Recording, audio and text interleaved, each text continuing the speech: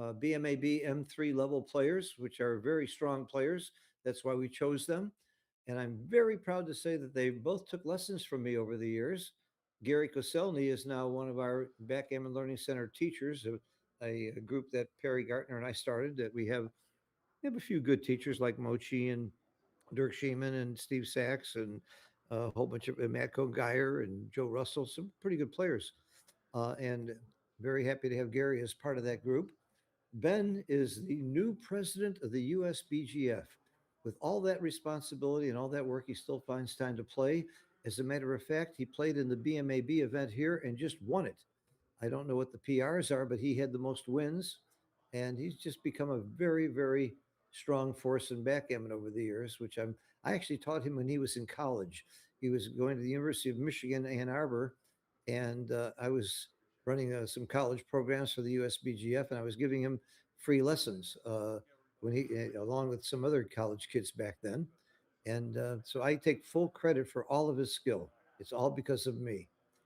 Gary took lessons from me for a couple of years. He lives in Florida. Ben is back in Michigan now, and Gary travels to a lot of tournaments with his lovely wife Joan, and they play doubles together. And Joan is a nurse. I was in the hospital about 5 years ago getting some stints, which everything worked out fine. And in walks a very familiar looking person who's turns out to be my nurse. She took really good care of me. So I have a special place in my heart for the Koscielnys. Um, we should be starting shortly. I'm unfortunately not able to see comments, but I'm very honest about giving out my phone number. And if I'll look at my text, if you want to text me, if you can't hear me or if there's a problem reading the dice, this looks damn good to me. This board, I can see those dice incredibly well. I hope you can see them as well as I can, the 6-3 that's on the board. But you can text me 312 543 0522. If you're just going to text me compliments, that's good. That's fine. In fact, I'd rather get that. But if you have a question, problem, if I'm going too fast, we do not have an XG feed. Some events you'll see Extreme Gammon running on the side, so you can see exactly what the right play is. I think that's a wonderful thing for education.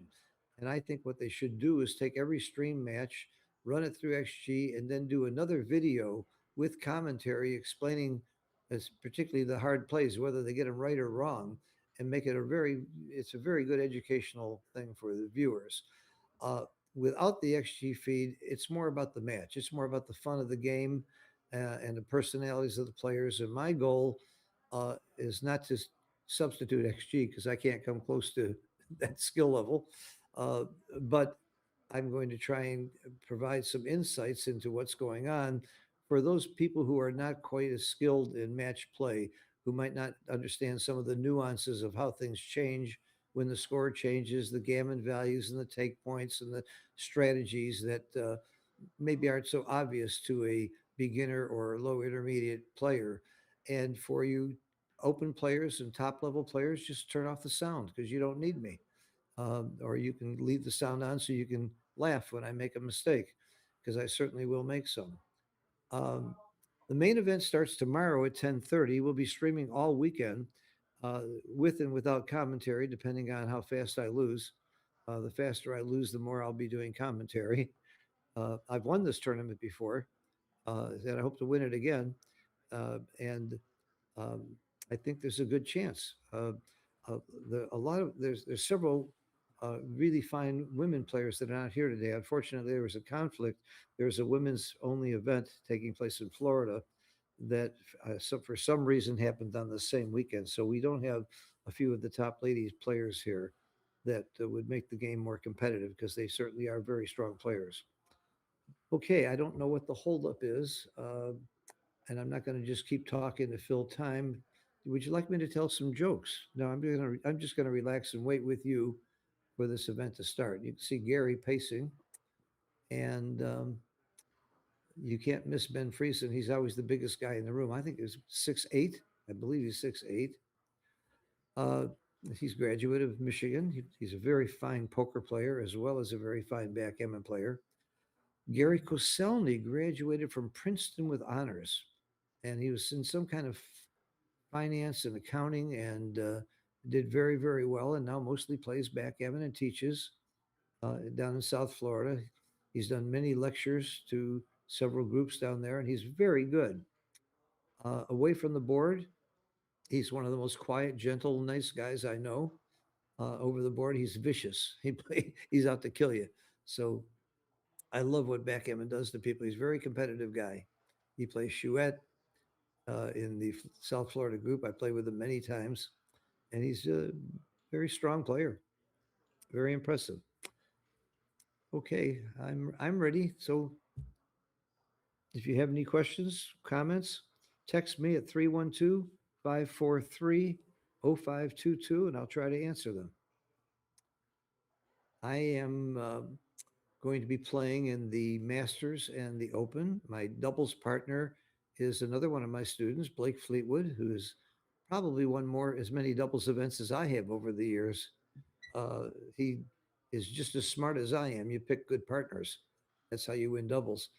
The last tournament in Washington, D.C., Lynn Ehrlich, my wonderful partner uh, in the doubles, and I came in second. We lost to Kit Woolsey in the finals, but we beat Matt Cohn-Geyer and his team and Ryan Rabello and Art Benjamin along the way. So we had some impressive wins, and we never had good dice.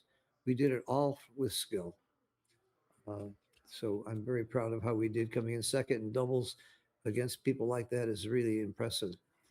In the finals, we played pretty well. We didn't play that great against Kit, but we never had a chance. His luck factor was pretty high, but he played under 2 PR. So Kit has still got it. Kit, you're seeing, he's one of my heroes. He's one of the finest players in the history of the game consistently for the last 30, 40 years. He's also, I think, ranked number 4 or 5 in bridge in the world. Um, there's a book on the top 10 gamblers in the world, and he's in it. Uh, he's a card counter. He's just an amazing guy. So my hat's off to Kit. I don't know if he's here this weekend, but he was also one of my first teachers. Okay, Ben is sitting down, and we need him to sit down. He's so tall. Are you able to see the YouTube chat? You want to bring it up? Yeah, if you see something, You want me to send you a link? sure, that'd be nice. I'm going to try and see the YouTube chat if you have questions. They're using a fantastic baffle box. That's one of the best I've ever seen. Wow, that is an amazing baffle box. And it comes apart to fit in the board. Wow, that is, where would you get a baffle box like that? Oh, yeah, you get it on my website, blc.com, backgammonlearningcenter.com. Sells for $77. It's very, very solid, very sturdy, not very loud. Really knocks the dice around great. It's my 13th baffle box that I've designed over the last 25 years. And I love a baffle box. You're seeing that new Russian group, they require baffle boxes. There's a lot of tournaments that are using them more and more now. I really like the dice. I can see it so well. Have you done this with two before? So what you do, this roll those. All right. Whoever's closer to the big number gets it. Gets the roll. I like this method. You roll both dice, and whoever has the closer one, that's his roll. It's not like physically closer. He's explaining it to him right now. I do that too. Every time. So this is. I've never seen it tie. So this would be Ben's 5-2 because the 5 was closer to him. I like that method. I don't know why he took that over. It did go through. 2-1. Attempting to hit. Yeah, move your opponent's checkers. That's very smart. You notice this is a Chris Lloyd board. Chris Lloyd is a sponsor of this tournament, owned by my very close friend. Can't think of his name right now, but he's my very close friend. No, Jason Briggs owns Chris Lloyd and has been very supportive of many, many tournaments. And he makes a great board. There's a real problem with the Chris Lloyd board, though. They last forever. I can't stand it. You'll never get to buy another board. Okay, double 3 was just a fantastic roll. You've got to give Ben the edge in this game right now. It would have been very big for Gary to hit. Not hitting here could easily cost him this game. I know it sounds a little early for me to be talking that way, but this is a very, very strong position for Ben. And he might be thinking about doubling. I certainly would be thinking about it. And Ben does double, and Gary doesn't take very long to take. I think the double was clear, and I'm not sure about the take. Probably do take. There's holes in the game, but I just wasn't that sure of the take. But he sure grabbed it quickly.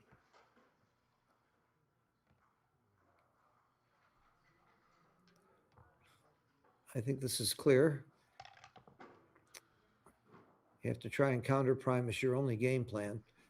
Every time you roll the dice, you should be thinking about what is my plan? What's my strategy? How am I going to win the game? And Gary's thinking, I've got to counter prime him because it still is my strongest game. Now, Ben clearly thought, hey, I've got an advantage in a hitting game. I've got 4 interboard points and he's got 2. I should be playing an attacking game, which is another game plan. There's a priming, attacking, and racing are the 3 major game plans. And then there's also an anchor game holding a high point. This is a terrific roll. What are you hesitating for? You make the 4 point. Is he thinking about hitting 2? How do you not make the 4 point? Please don't think about hitting 2. I'm going to come in there and slap you. Even though you're 5 times as big as me. Okay, he made the play. There's nothing wrong with taking more time. It's a big play. That was a huge, huge roll for Gary. Wow. That was a monster saver. He really needed a 6 there, but this is darn good too. 6s are very big here. This makes a 4 prime. It could cause him some problems, but Gary doesn't have the timing for this game. He's damn happy he rolled a 1. That 1 was so big, it saved him a lot of gammons.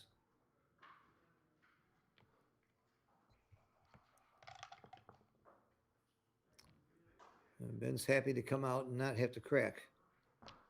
That was the only really bad thing that could happen to Ben at that point is rolling double 4s, double 3s, 4-3, numbers that make him crack his prime. And this is, if you studied reference positions, Gary gets gammoned in this game about 15% of the time, which is not the end of the world. Okay, there is a chance to get lucky here. I think this is right. Dennis Culpepper behind me didn't think it was right, and I tend to agree. The more he dances, the more you crash. And he made that play very fast. So Gary did 2 things so far in this game that I'm not wild about. I'm not sure. He took the cube way too fast, and I think he should have thought about it. Of course, I'm not doing it in hindsight because it's in such bad shape here. At the time, I mentioned that. And that double 1 play, you know, if Culpepper isn't sure it's right, it could easily be wrong.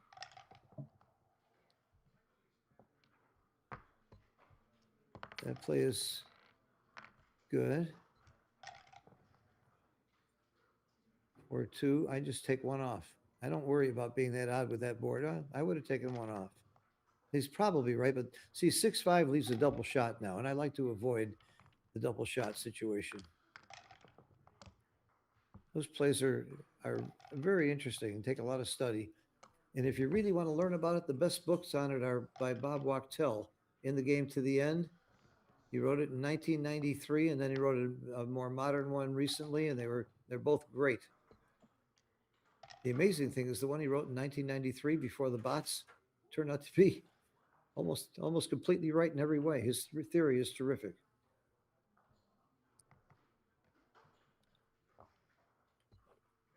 So Gary is not going to stay for the shot. He's just going to try and run off this gammon. He's not going to stay back.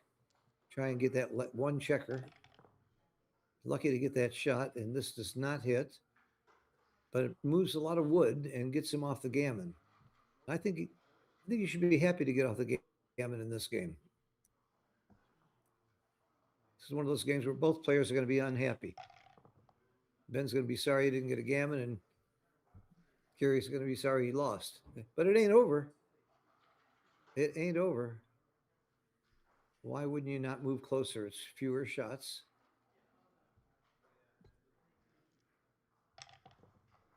$14 shots instead of 15 shots. And look at that. If he'd stayed back, he wouldn't have been hit. So sometimes the right play is the wrong play. And if you hindsight yourself on things like that, you will go nuts and you'll be in the crazy ward very quickly. You have to make the right play, and whether it works or not. It's clearly right to come closer. Now there's a shot for Gary to win this game with only 5 checkers off. If Ben dances 2 or 3 more times or comes in on the 1, holy cow, Gary could easily win this game. Come in with the 4, take off the 2. Now you want to just peel like crazy. When in doubt, take them out. Well, that's going to probably make Ben a winner. I never know about plays like that. I would not have moved that 2, but it could be right. I bet you it's not big. Those are hard. Coming in right away was big for Ben, because we almost could have been in recube territory there. Big roll. That's big getting it in. So Gary's going to have to get very lucky here. I think he got lucky to get off the gammon. That's a nice thing to say after the game, by the way. You turn to your opponent and say, boy, you were lucky to get off that gammon. That's one way to lose some teeth.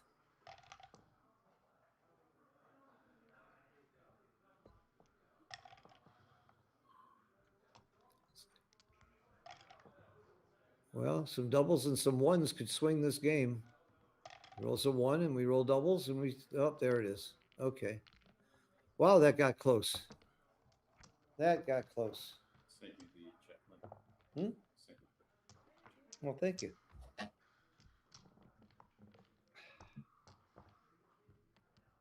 You texted it to me?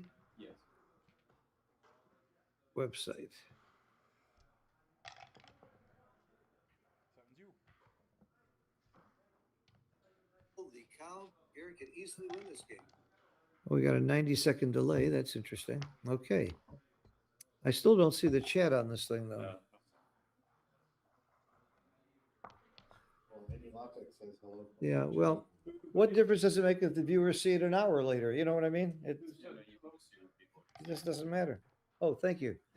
All right, I can see the chat now. Hey, Alex Ashinian, thank you for your advice on having smaller boards for streaming are better because you can move the camera down lower and see the dice better.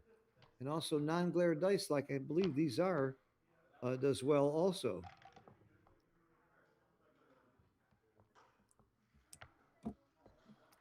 Okay, does the game change much when the score is 2-0? Not really. It might change recube action a lot, but your initial cube and your initial play is going to be pretty close to the same. I was told, let's see, I guess it's been 40 years ago now by Joe Sylvester, that he doesn't care how much he's down in the game. He's going to play more gammon go whenever he's down and more gammon save whenever he's up. And at the time, the bot that was available at the time was GNU. I don't think Snowy was out yet, and made him look stupid because he was very wrong according to the bot. And then when Snowy came out and the better bots came out, turned out that Joe was right. You do tend to play more gammon go, even if you're down a little bit. It's a good double, good pass. This is way too gammonish, and got enough checkers in the zone. He had 10 checkers in the zone. That's really a good blitz. I really learned most of my blitzing from Walter Trice's book, Backgammon Boot Camp. All of his chapters are good, but particularly the one on blitzing was terrific. I can't add you as a commentator. They won't let me do it. Sorry. Blake Fleetwood, did you lose your match in the seniors or win? I won. You won. You never lose. Never lose. And every time you win, you know who gets the responsibility for that. Your teacher. You're right. You're right. I'm sorry, Blake. Okay, so we have a pretty even match right now. I agree with the non-hit there. He's got so many return shots. he hits you back like 3/4 of the time, and you don't gain that much. And you're up in the race by a lot, so you just try and race. Even though you're making an ugly, stacky play that most good players don't like to make, I think it's right. Coming out to the bar there is not a bad idea. I would have come out to the bar, but I see the beauty of his play. There's 24 ways to get hit with a 6 or a 1. And that means there's 12 ways a third of the time you don't get hit. And even if you do get hit there, it's not the end of the world. And you're trying to race. So I think Ben should have come out to the bar on that last play. And creating a blot on your 3-point isn't a beautiful thing. What would you like, Bill? 2 down? No, it's 4-3 from the bar. I wanted to come in, go out to the bar. But what would Dennis do? That's more important.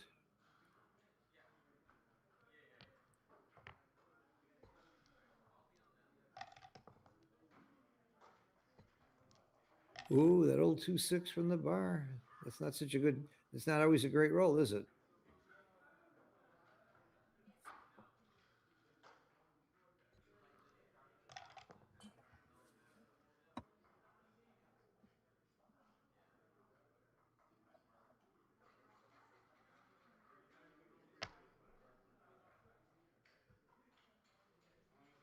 So what do you do here? I think you have to come in and I come in and hit Oh, I think I've taken more time than that. because I like hitting. My old friend, my dear departed friend, Dean Munch, always used to say, hitting is fun. I would come in with the 4 and hit with the ace. If you don't do that, you're giving your opponent a lot of things he can do. I just think that now you're giving Gary his full roll now. He's very likely to make some bar point or some 5-point or some 4-point, and I would rather hit. You agree, Dennis? Sure, on this one, I'd have to have thoughts some more. I might as well just set it to 14. They're going to want it to 14. I like the anyway. first one. My first thinking was hitting. We're not timing out anytime soon. Okay, so I played 1 in. Taking away half the roll. By the way, you saw a 2-6 a minute ago. Sometimes you hit, they dance. Start a clock over again? Looks like they had a problem with the clock, and yeah, you're right. They started all over again. Which they're both playing fast. I don't think it really matters too much. But this is something that should not happen. The players do not have the right to make that decision. When you have a problem with the clock or something like that, you call the director and you let him decide what happens to the clock. It's not fair for them to have the extra time. And I'm sure neither one of them did it intentionally, but Ben Friesen is a director of many tournaments. He should know better. So I'm going to call him out on that one. Let's say that 2 players agree that they're going to play with a faster clock or a shorter clock time or change a rule. They're not allowed to do that. You're in a tournament, you play by the tournament rules, and you have the director make any decisions. You're right again, Phil.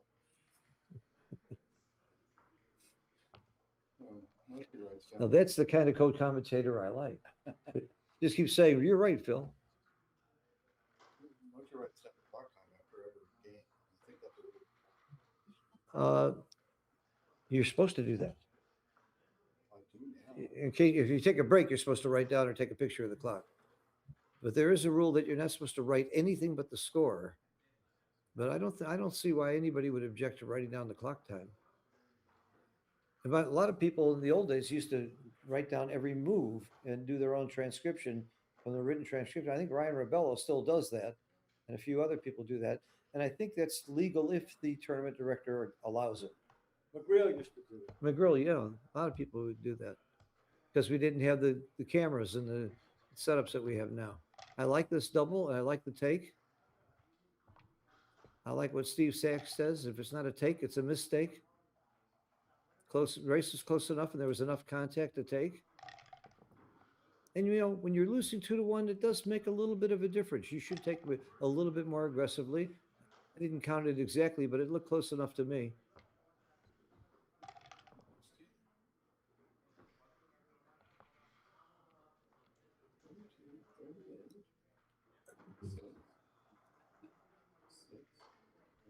I don't know. 46, 61. 87. You know, I don't like when people contradict my ideas with with facts, with logic and facts. That makes me look bad. So comments here, maybe the race wasn't that close, but he did have some shot vig in the score, and I didn't stop and count it, but he's supposed to be within about 12% to take him. Oh, see, Yeah. this is why it's a take. Look, he's got double six and he's still not winning. And maybe it wasn't a take. If you can't if you can't take the lead with a double six fairly soon, then maybe it wasn't a take. You're, I think you're right. you're smarter than you look. Oh, you're probably right. It probably wasn't. Maybe it wasn't a take. Yeah, he just gets to it. If you just get to a take with double six, that's not the goal here. He's still way behind, so maybe the take race was out of reach. But I'll tell you what, I still don't like the fact both cubes that Gary took, he was super fast in the decision. The number one mistake you can make is not thinking.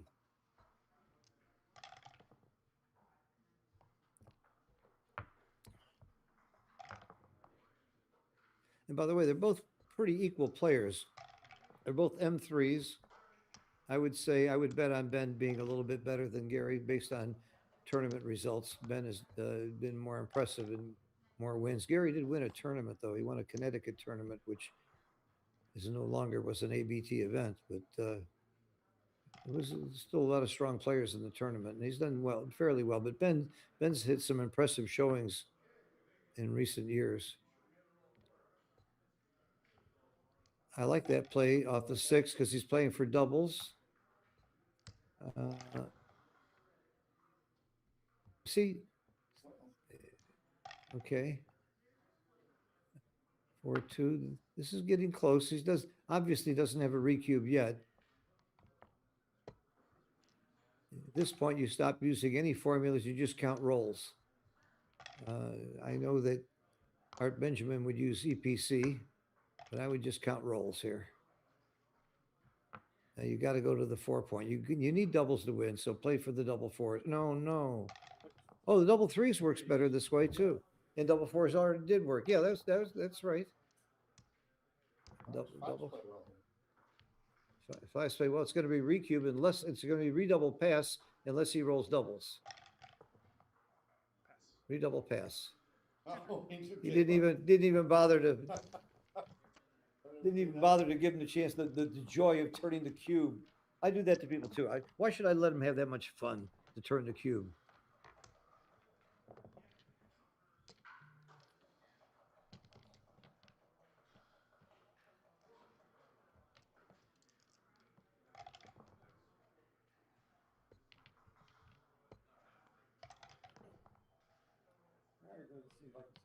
I told you that was a take, didn't I? Didn't I say it was a take? Yeah, all you gotta do is roll double six and double five. Yeah, and Ben rolled nothing. That's right. That makes it a take. Bill Roberti used to have a formula for market. If you roll slightly better than average and he rolls slightly worse than average, would you lose your market? So you can do the same thing a lot of ways in a race. We know in a race, the average roll is about 8.2. So that's one approach to thinking about how you can, whether or not you can take a race. But there's so many better formulas now. I use the Keith count. I would hit twice. I like this play. Hitting is fun. And a guy might dance. Yeah. No, there's a little more structure if you're blocking all the bar. It's not much fun, but it's no good to have fun. So nowadays, when you slot the ace point, it's almost always right to make it pretty fast. In the old days, it would have been wrong to even go to the ace point, but if you did and you covered it, everybody would laugh at you. But the bots have taught us now it's okay to make the ace point. It's not as bad as we thought. It's still not a great point to hold, but it's better than just having it slotted. Okay, I like this cube. It's aggressive. Ones are dupe, but sixes, threes. Once you made your ace point, you have a one game plan. You want to be playing an attacking game, and there's hardly anything that doesn't hit somewhere. And if Ben doesn't immediately anchor, he could be in big trouble. So I like this cube by Gary very much. Am I taking? I'm not sure of the take. That's Woolsey's law. So that's another reason I double. I think I take, but I'm not sure. Guys, who's taking? Who's passing? Take. I think I take. Blake and Dennis take. His aces and threes are good. He's got a six to attack, but his aces that hit and or anchor over there or duke over here. Aces. All right. Dennis Culpepper and Blake like the take. I wasn't sure. Oh, double threes makes the 3 point. It hits. He needs a 5. He needs an 8. Bring 2 down. That's right. You want to get most coverage. This has to be right. This could be there's a 5. That's what makes backgammon exciting. He doesn't roll a 5 there. We can go home. Comes in and doesn't hit. Doesn't hit. I come out. I don't come. Oh, that's big coming down. You leave up the midpoint. That's awfully big. Oh, that's huge. Just come down. Just come down. There's nothing uglier than a failed blitz. And this is what a failed blitz looks like. Your opponent gets an anchor, especially the golden point. When your opponent's 5 point is the golden point. I like this play. You got to do some blocking and cleaning up. Oh, Ben, don't tell me you're thinking about a recube yet. Okay. 5-4. Beautiful hit and cover. It's a great shot and a flunk. I would not make the 3 point. I would come up to the 5. Yeah, I don't like this play. Neither, and Dennis doesn't either. It's bad timing. I would have come all the way up. He doesn't have that many numbers to point on you. I did not like that play, neither did Dennis, so it must be wrong. Wow, we got action. This is for the match. That was an exciting sequence there. I did not like Gary's play on that. Of course, Ben got very lucky to roll those 2 5s. Otherwise, the match was going to be over the other way. Come out. Oh, it's Gary's roll. I'm sorry. Well, that's it. That's my play. That's my play. Ooh, 5 point. Make the 5 point. It's such a big point.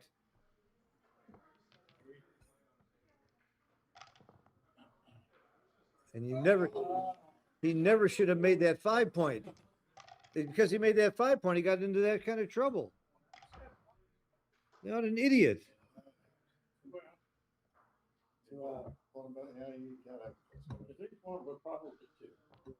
This could be right.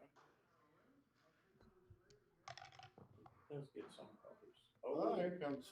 Oh, switch. No, 2 down and 7. I'm switching. And 7 top. Dennis is not switching. Blake, Ben is thinking about it. I'm switching. You know why you switch? It's so much fun. Switching is a ball. It's just putting 2 up is 2 on the bar is better by far. Dennis, you wouldn't do it, huh? I wouldn't do it. Just play. Oh, I love this play.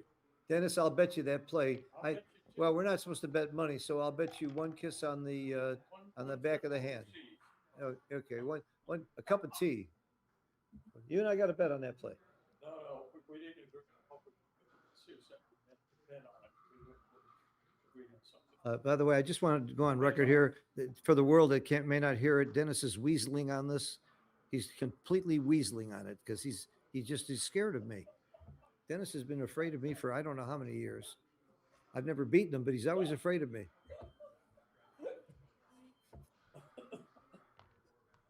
Ooh, ooh.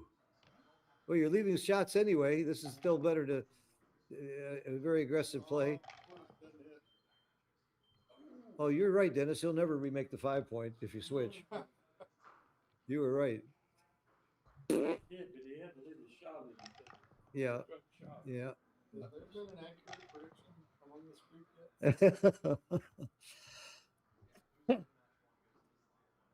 I bring them all in.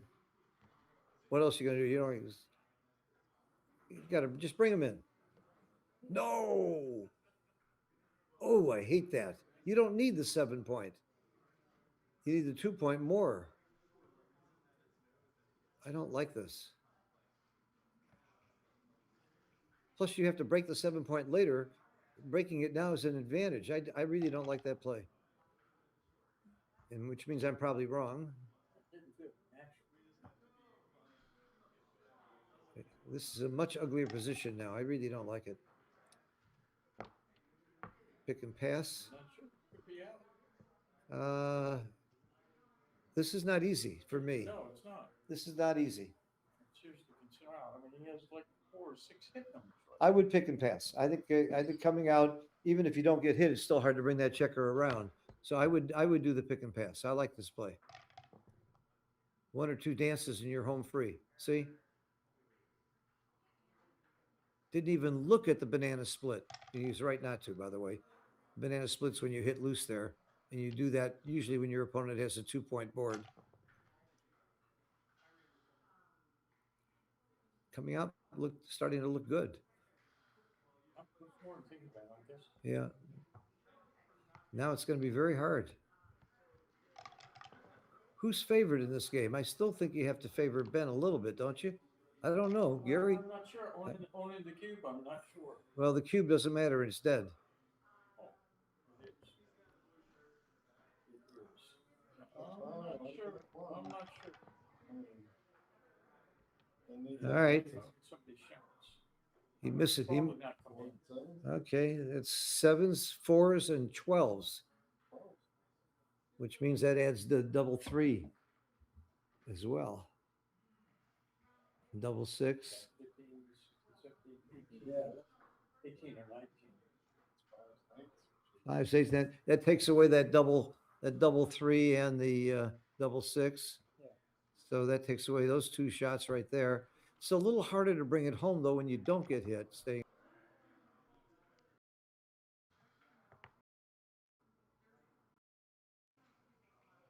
Made the right play. Come on out. Now's a good time to come out and flood the outfield.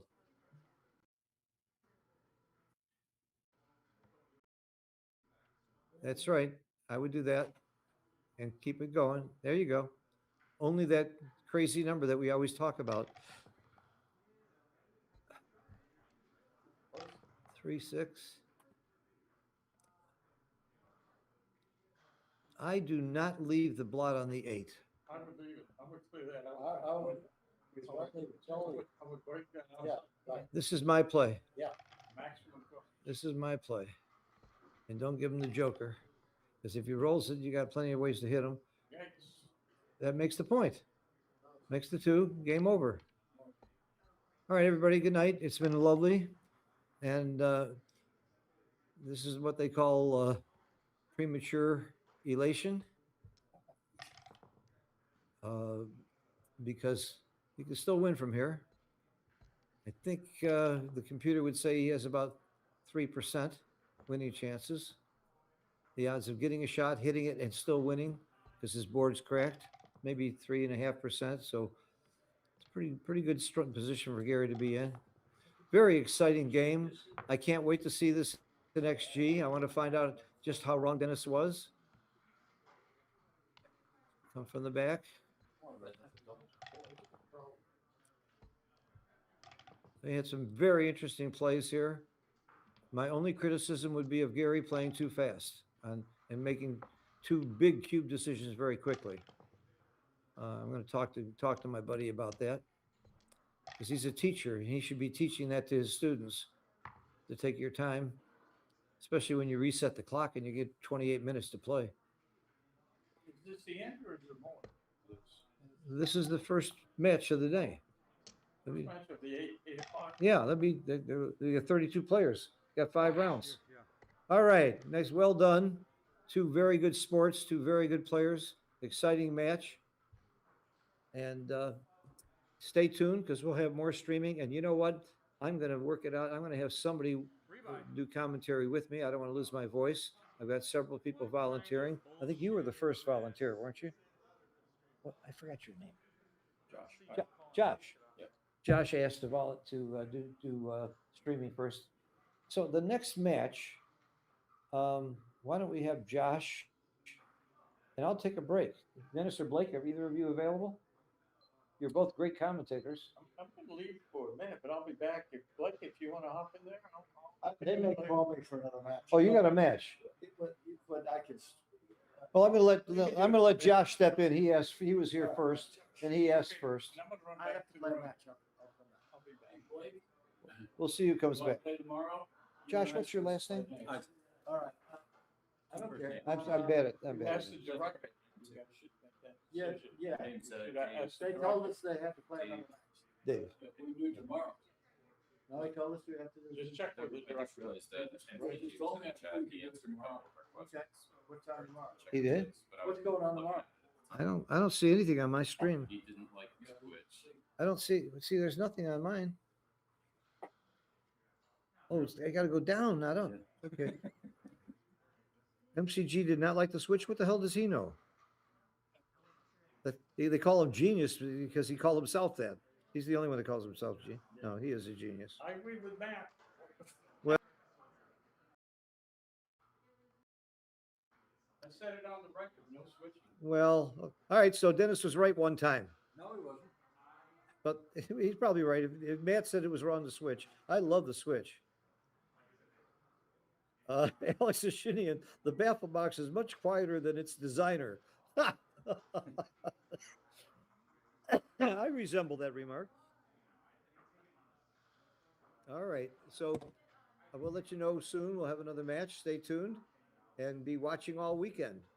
And I'm going to invite different commentators, and of course, starting tomorrow, I'll be playing instead of commentating, and I'll probably be in the finals, so I won't be doing any more commentating. But it should be interesting and fun, like this match was. Can't wait to see this match put into XG, and we'll get back to you soon. Let's see who's going to be next.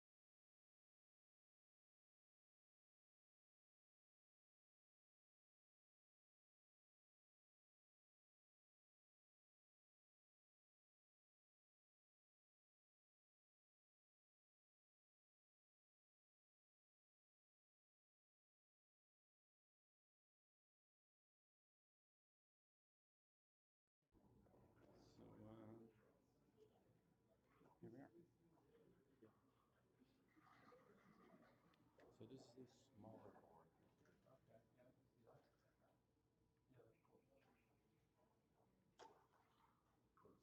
In the chat.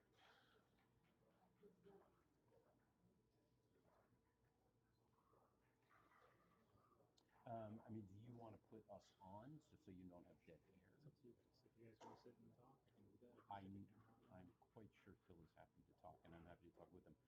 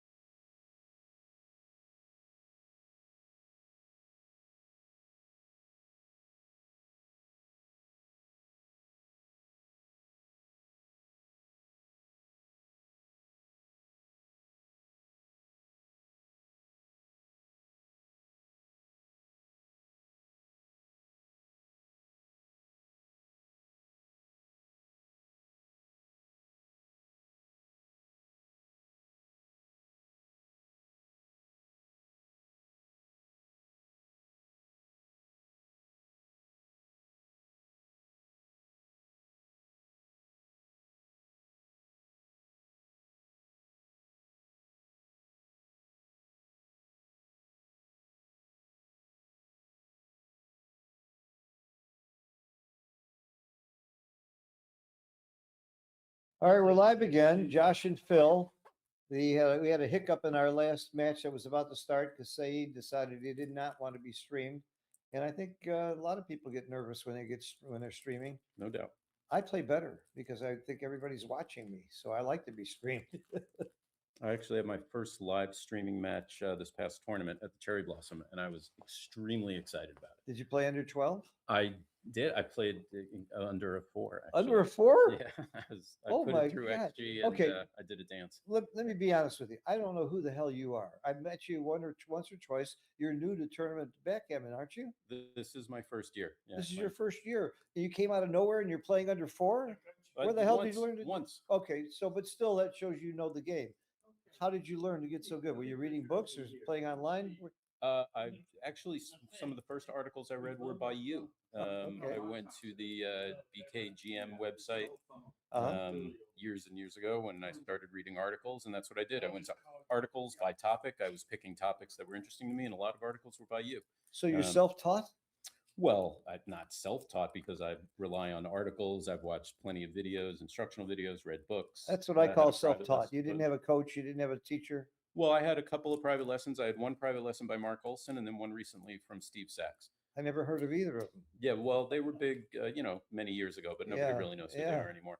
You But picked two great ones. They're two of the best teachers in the world by far. I hope so. Oh, they are. They're great. I've also read Michi's books, which has helped quite a lot. So you're playing obviously in the championship division. I am being forced to. Yes, I would feel much more comfortable in advanced, but Why are but I you can't forced do to? that. You haven't won a tournament or I anything? won the Cherry Blossom, You won what, the intermediate? the advanced. You won the advanced and cherry blossom. Yeah. Oh, well, then you should be playing in the championship. That's Sure. right, Because so- that's a big tournament to win.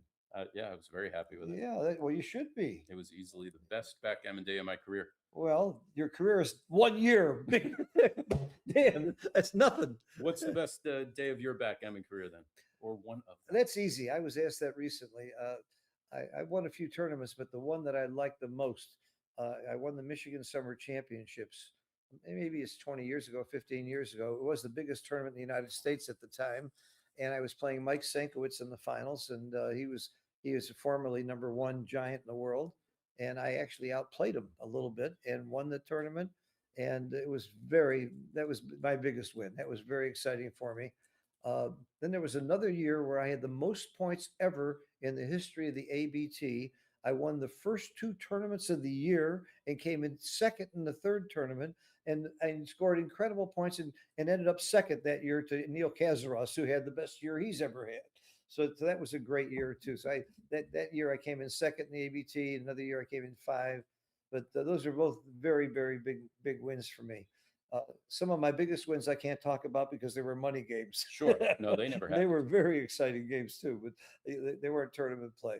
But that was, I've had a lot of fun. Winning this tournament was one of my favorites. I played one of my best friends in the world, Carter, in the finals, and uh, I played that match at .065 PR, 9-point match. Now that's good, right? That's amazing. It's impossible. Carter played at 1.7. We got to an 8 cube and I won a game Oh, wow. on a 9-point match. But all of our cube decisions were right.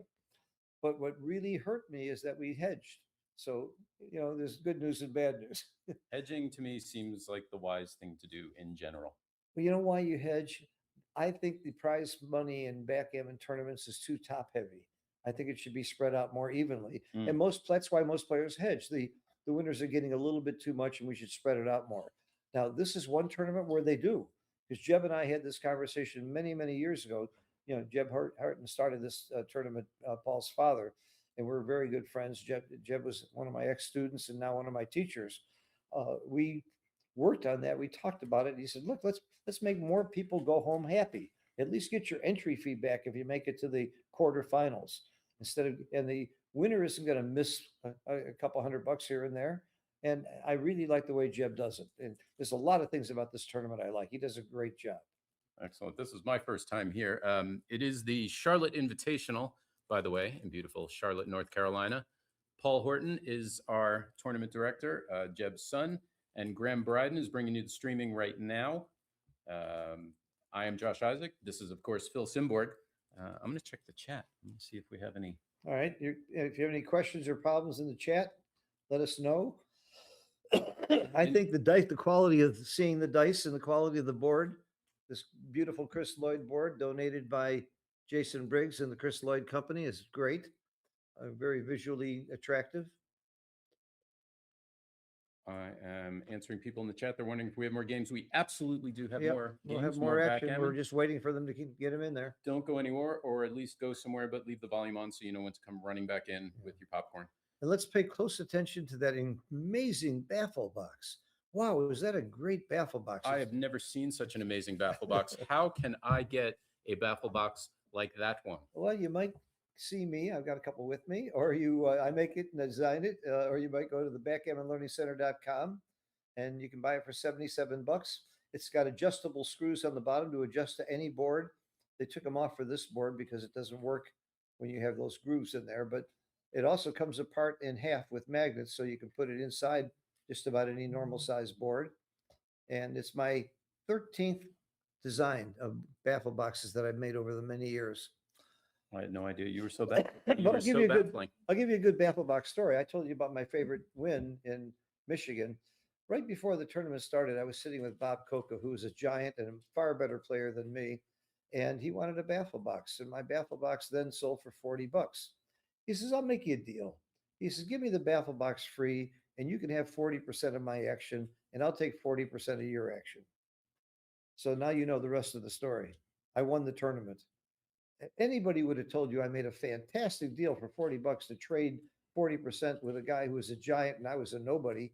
And he was a very fine player. But I win this big tournament and one of my first wins, and he ended up getting 40% of my prize money. And the baffle box. And the baffle box. Right. And every now and then when I see him, he talks about how much he enjoys the baffle box. I want to take that thing and burn it. Does he talk about how much he enjoyed prize money that he also won? That was a fun one. That was the worst deal I ever made in backgammon by far. But it was fun. I've got a great story to tell. So, Yes, you do. it's worth something. It's worth $5 maybe. And a baffle box. That is good. I like that you can take the screws out and it fits to any board, because there have been a few times where I've gone to use a baffle box and it just doesn't balance right, or it's kind of something you have to get a t-shirt and fold it up. And so that's a wonderful addition to your design. Now, there's people who hate baffle boxes. They've been playing their whole life and they like to shake the cup. I understand that.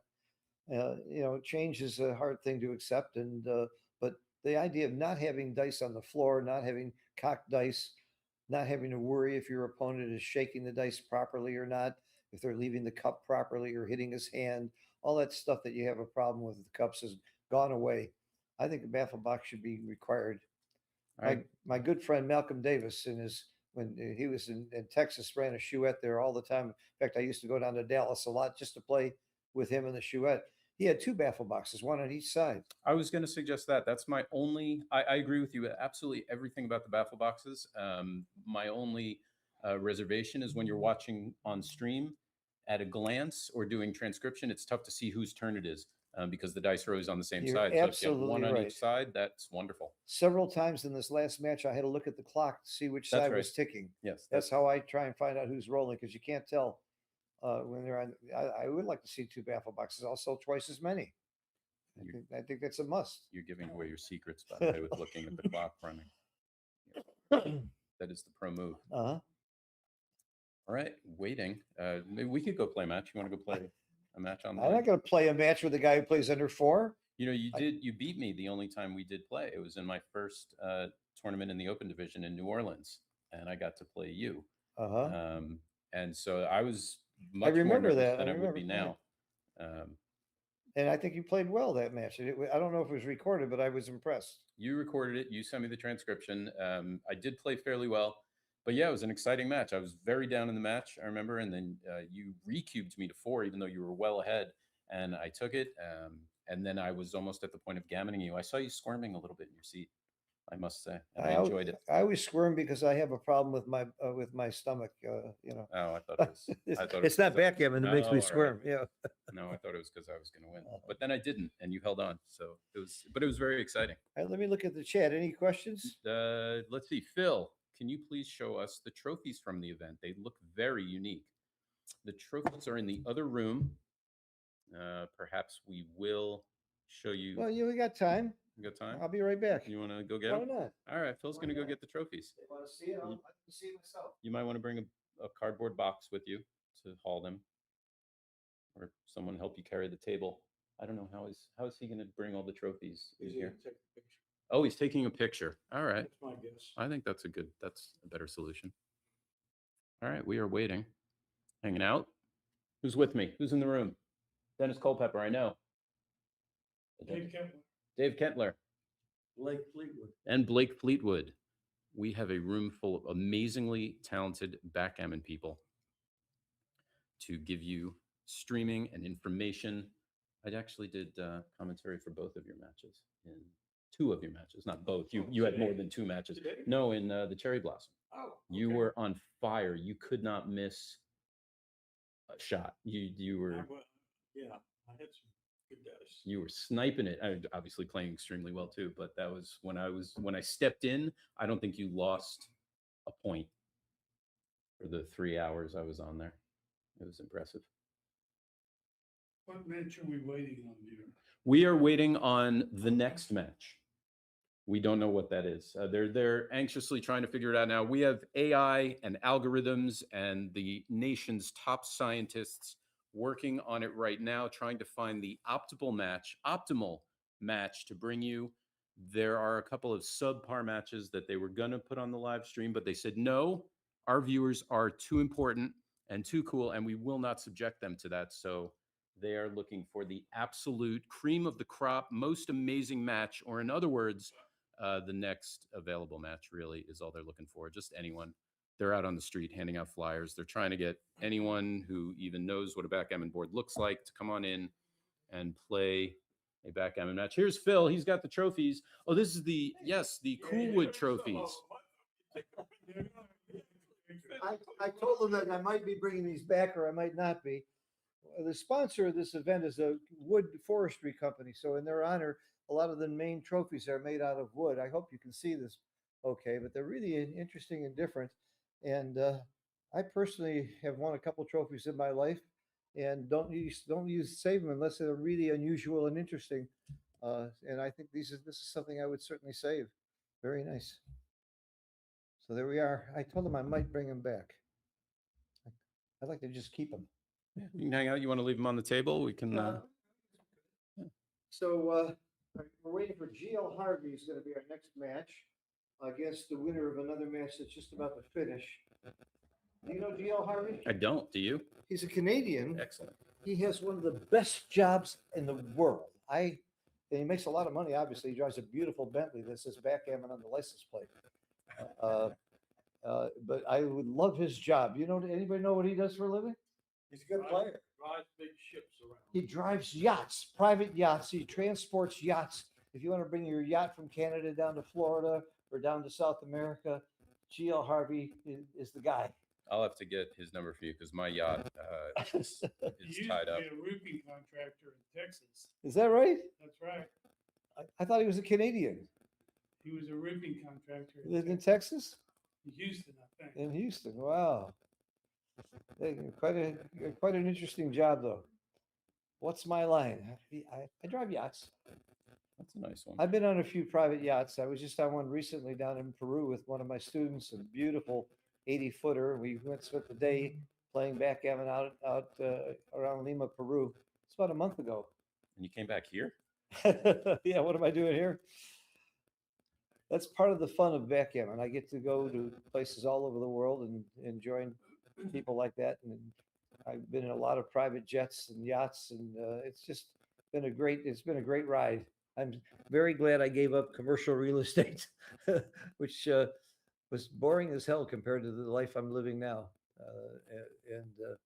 I want to thank you, Backgammon, for supporting me and for allowing me to be part of this great group. We have our next matchup. It is the yacht driving GL Harvey versus Sharon Lefforts. Do you know Sharon? I think I just played with the Sharon. I don't know if it's the same Sharon. I will know when she sits in. Uh-huh. And if so, she's incredibly friendly. Let's make sure it's her before I don't just start All right. speaking about someone who we're not going to see. GL plays with heart. He is become a force. He was really an intermediate player, I think 2 years ago. I could be wrong, but I think just last year he moved up, and then he's been beating giants and playing really, really well. And I'm impressed with his game. He's not afraid to play chouette. He spent some time down in Florida, and I enjoyed his presence down there. Just a fun guy. I can't find any bio for Sharon. So it may be the Sharon that I know. She said, if it is that Sharon, this is her second tournament. And the first one she played 7 years ago. So she is just now getting. Well, when she sits back down, into you'll it. see her. That's right. Matt Bowe was concerned that you might not be here. Who? But Matt Bowe. Oh. He was wondering if he was here. Yeah, this year I'm going to make a lot of tournaments. I'm going to Chicago. I'm going to Denver. I'm going to go to Vegas, LA, Michigan. Of course, several that are out of the country. I'm going to try and make New Orleans, but it may be a conflict with one of my Jamaica tournaments. Will you be in Monte Carlo in July? I'll definitely be in Monte Carlo. I'm not doing commentary this year. I'm going to be playing, All right. Good luck. but maybe I'll do commentary if I get knocked out. That's I often end up doing commentary, but I've been doing commentary there for about 10 years. But this time I'm ready to play, try and win the tournament. I want to be a world champion before my time runs out. Yeah, go for it. That's always the consolation, though. Oh, you lost? Well, you can do commentary. Right. That's nice. Right. That is the same Sharon. Sharon's incredibly friendly. At what level does GL Harvey play at? I imagine he's quite good. I'm guessing he's a 6.5, 7. Okay. Sharon, I'm not sure. I get the impression from playing with her, she might be a little higher than that. Maybe. And by the way, upwards of GL has 6 to played 10. better than that too. Yeah. I've seen him play under 5. So it's possible we won't see the most Not quite as good as the last two, routine plays. because the Not last quite two as were good. M3 Grandmasters, which is impressive. That is. Yeah, the gap between, in my opinion, the master and grandmaster, like the difference between playing at a 6 and playing at a 3, like regularly, is Huge. enormous. And most people don't realize. They think, oh, that's just all wonderful. But it is such another plane of existence. I think the difference between a 4 and a 3 is huge. Oh yes, is absolutely. enormous. Um, You're and right. It really is mind blowing to me. Yeah. Actually, after the treat of it all, after the Cherry Blossom tournament that Uh-huh. evening, I got to play in a chouette with Matt Cohn-Geyer and Ryan Rebello. Oh my God. Yeah. Oh my God, it's Two right. of the best geniuses in the world. Yeah, I spent the first few games just sitting there with sucking my thumb. I didn't know. Yeah. I was just trying to keep up. They were playing so insanely fast and making moves that were. Just Ryan may be incredible. one of the best speed gammon players in the world right now. I would put David Wells and Matt Cohn-Geyer and Ryan way up there Yeah, for speed gammon. it was Probably our buddy incredible. Abe Mozari is a top speed gammon player too. Our players are Moshe's not sitting bad. down. There's GL. He's got his earbuds in. Earbuds and sunglasses. Yeah. That's why there's a 90-second delay from the real action so that you can't signal him what to do. That's part of I think that may be the reason why. Oh, he's saying, you know what? I think you're gonna have to have a word with GL. He just took your baffle box off the table. I'm not, you know what? I'm That's not, okay. I'm not hiring him for my yacht. Yeah, He's not gonna use my baffle box. that's all right. I'll go talk to him. I'll tell him. I'll send him a note. Like I said, there are people just like shaking the dice. And 90% of the people that don't like using a baffle box don't shake legally. They end up bothering the hell out of me because they don't shake it properly. Mm. And they don't roll properly. Looks like Sharon is also spotting GL the cube. Nope. Nope. Let's put it over here so you can both see it, because I can't see it over there. All right, we are off. All right. Dice in the cup. Here we go. This is the second round, obviously. 2-1, you're supposed to slot. See, that's something you won't see top players do. You slot with 2-1, even when you're ahead in the match, it's often right. Is that regardless of match score? That's Almost the common opening regardless. now? At pure gammon save, you don't slot. But even there, it's close. But almost any other time, you slot with the 2-1. And there's a whole lot of reasons why, because you have a good 6 to cover or hit if you hit from the bar if you get hit. That's the main reason. And the other reason is such a bad racing number you try and play a priming game. So 2-1, you're really supposed to slot. And the fact that she didn't, she's either hustling. I mean, I've sat down to money games where I have been opening 4-1 and I play 13-8 just to make them think I'm a bad player. Then later on, they find out I really am. I don't think you're supposed to say that live on the air. Oh, no, I'm supposed to let people know that's my trick. That's right. I'm not sure. I'm sure it was not an original trick of mine.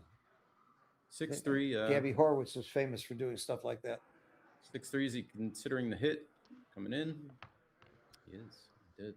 I like this play. You're supposed to just come out, but you got the extra point in your board and play, be aggressive. See, I don't like the way she shakes the dice and rolls the dice. I'd make her use a baffle box. She has the cup hitting the table, which is completely illegal. And the dice aren't really rolling out of the cup. I know she's not cheating. I know she's being a very honest person and just not doing it properly because she doesn't know. But that would bother me. That's why I invented baffle boxes. Watch this shake and roll. It does look a little awkward, at least from above. Let me tell you something. I could cheat that way. I can show you. I can pocket a dice and give you any dice I want if you let me roll that way.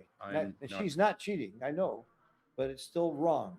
I'm not going to let you roll that way, and Right. I don't think I'm playing money games with you ever again either. I know every way to cheat because it's important to know it so you can catch it. Very strong double 4 here. Well, what other play is there? Come on. Don't know. It could be hitting on the 3 and then double hitting on the 5, maybe. No. You make the 5-point here, and you smile, and you just don't even think about anything else. You know why? Because it's the 5-point. Oh, that's the second best play by about a mile off. Sorry, GL, but I didn't like that at all. Maybe he'll hear what you said in about 90 seconds. Sharon coming right in and hitting back as well. It's tempting to make the 2-point, but I think she's right to hit there. Good roll for GL. What are you thinking? All right, GL, you got away with that. What I think was a lousy play. And he should be thinking about the cube. You have a very strong position, but you got 3 checkers back. It's an easy take, so not a double. Getting closer though. Yeah, see, that doesn't happen with a baffle That doesn't box. happen with a baffle No, box. no, Come no. on. They missed the box entirely and dropped it on the floor. I'll tell you, people who don't use baffle boxes roll bad. It's an axiom. Roll badly. Aha. All right, she might get hit there. The 1 is easy, and the 5 comes in. I guess you're not going to break the midpoint. You have to hit. No. Ooh, I think that's a little big. You had all the It's aces a to little hit, big. and you lost your midpoint. I thought that big play was a little too big. Yeah, that could be trouble for Sharon right now. Over. It's over, said some commentators. Yep, most likely. Is it too good? Because where's the market gainer? I might Yeah. roll on here. Yeah, there's a couple of blots to pick up, no doubt. This is not a good roll. Probably one of his worst, but bring some builders around. Now, you don't want to leave that blot back there to pick up the extra checker? That would be my thought, or is that too risky? You don't need to take a risk because you can double her out with almost anything. So why give her a way to stay in the game? It's all about the cube here.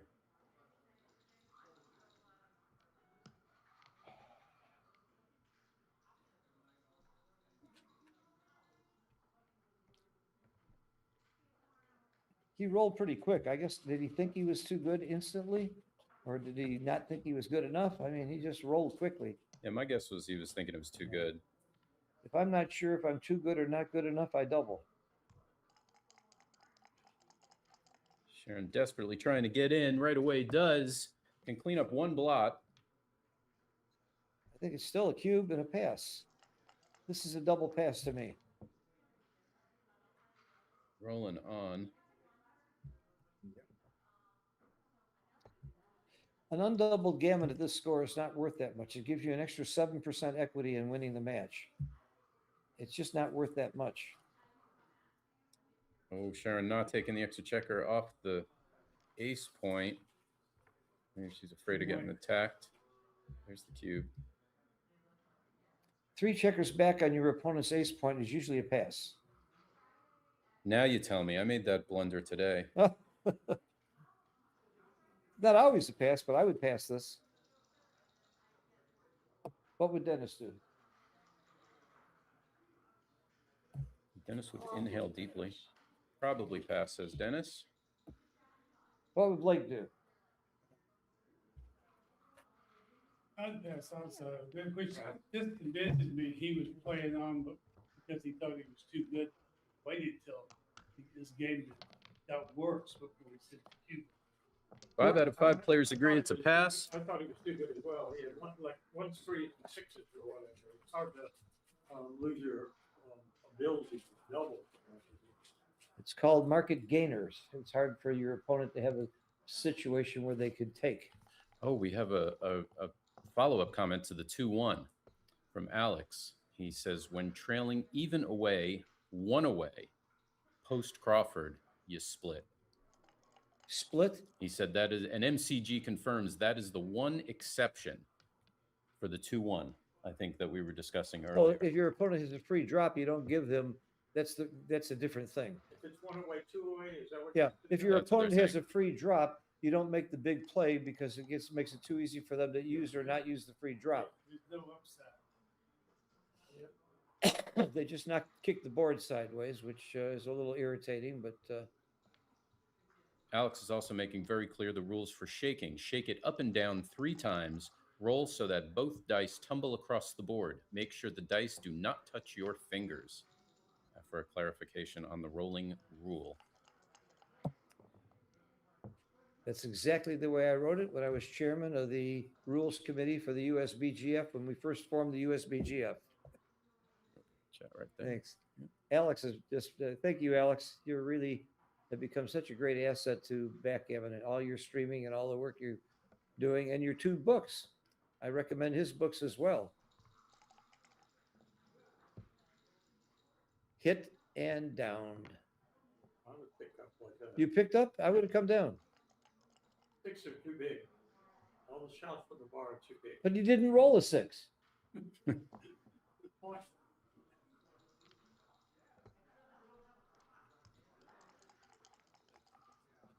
Love to hit and cover here. 5-1 will do that. That's a big roll for her.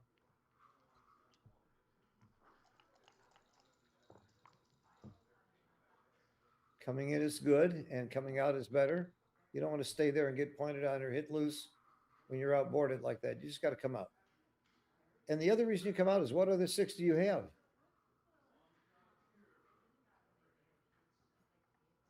Wow, this seems like an automatic play to me. You got it. Nothing wrong with thinking. Nothing wrong with hitting.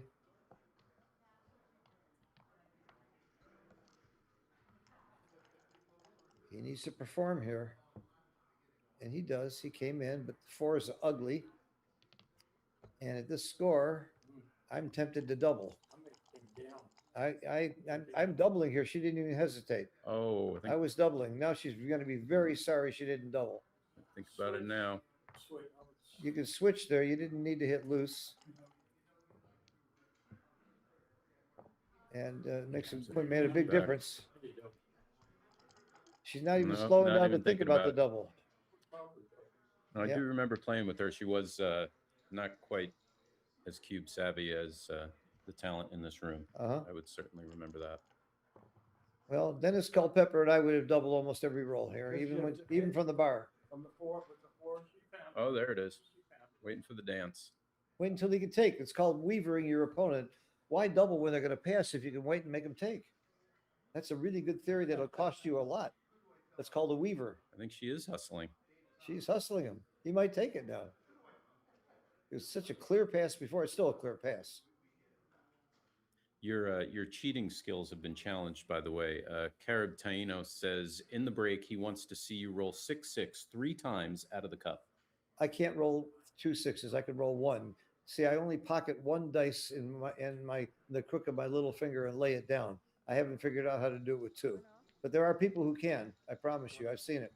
All right, I want to see you roll 1-6 3 times out of the cup. I can do that. All right. Absolutely. But why should I show everybody how to cheat? There is a video on that, by the way, on YouTube, how to cheat at backgammon. It shows that and a few other tricks. I did watch that.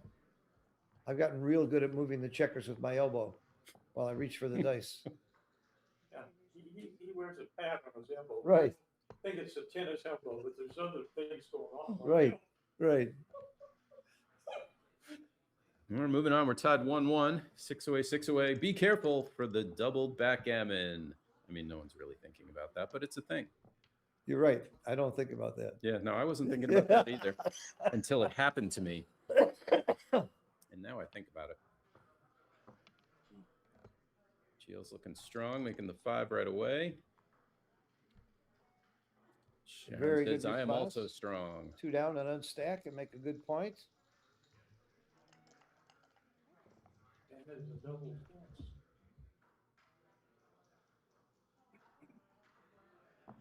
Yeah, there's a lot of talk in the chat about the cube action from the last game, whether it was too good, whether it was what it was.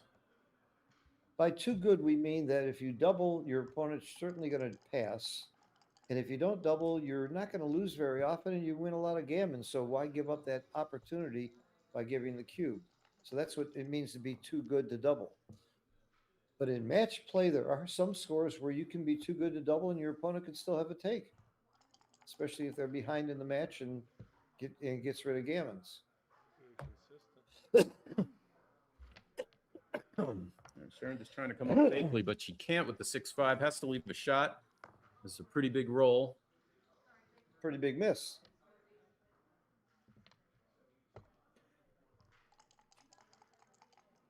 Sharon desperately wants to cover the 5 and will, And but the still 6 has is to leave forced. something. Slot the bar. It's forced by logic.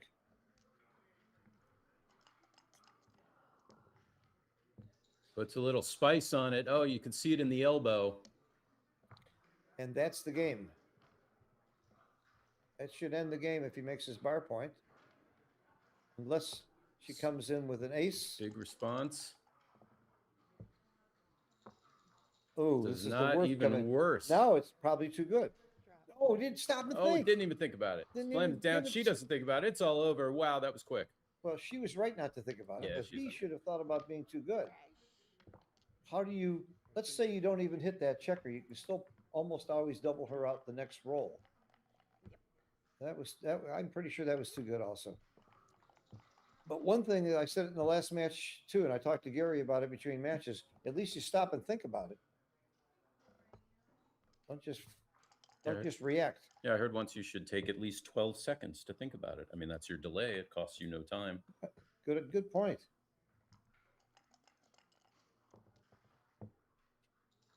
Takes me 12 seconds to think about thinking about it.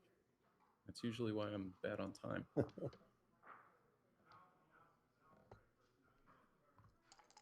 I like splitting my checkers there. I don't like making the ace point that early.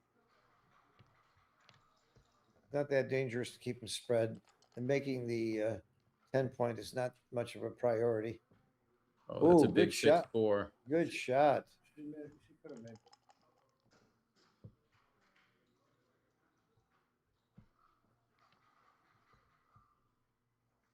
Not sure, I may have, came in on the bottom and went 20 and went to the 17. Now's a good time to mix it up.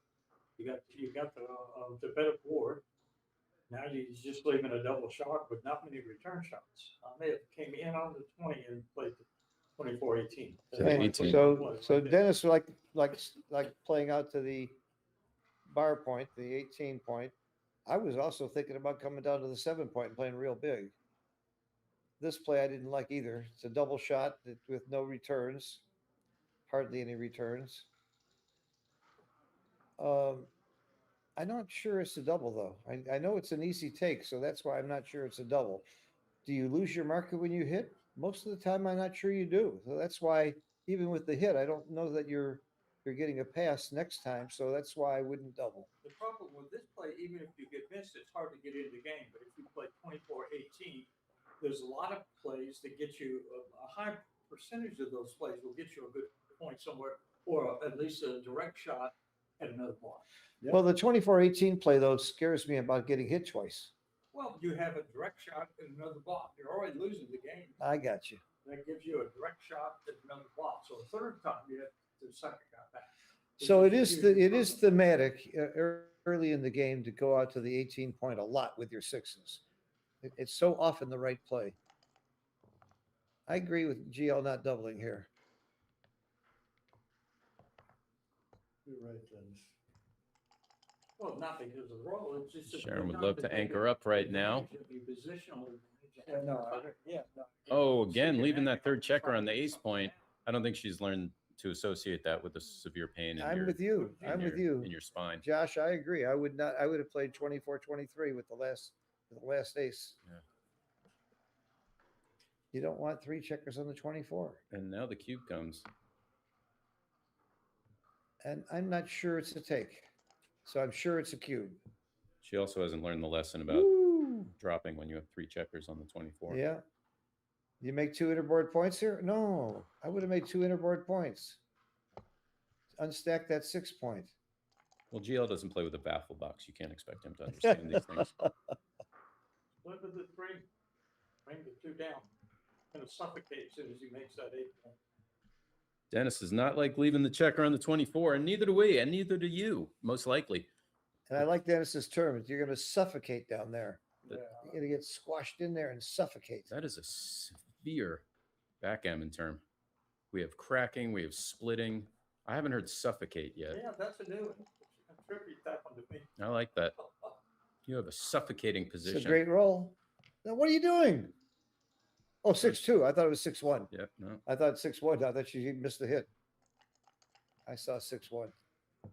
I guess because I wanted to see 6-1. Oh, double sixes is big, as it usually Well, is. it does leave a blot. Not, It does leave a blot. yeah. If he can escape being hit. Dennis in our audience would prefer 2 to the 5. GL on the board does not. I'm not sure.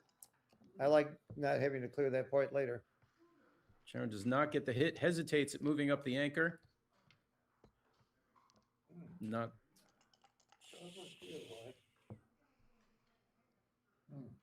Oh, that is an awkward roll. It's very simple. Just play both to the 7 point. Yeah. Playing both of the 7 Here's point. another one. Yep. Old saying from when I learned to play field, stack them high, sell them cheap. The real estate. What? Stack them high, sell them cheap. Sharon with a super strong board, kind of salivating at the prospects of getting a shot and turning the cube back. I would still be splitting my back checkers. Yeah. There aren't that many rolls that hurt you. Double 5, double 6, and See, 6 5. won the whole position here. Yep. Split.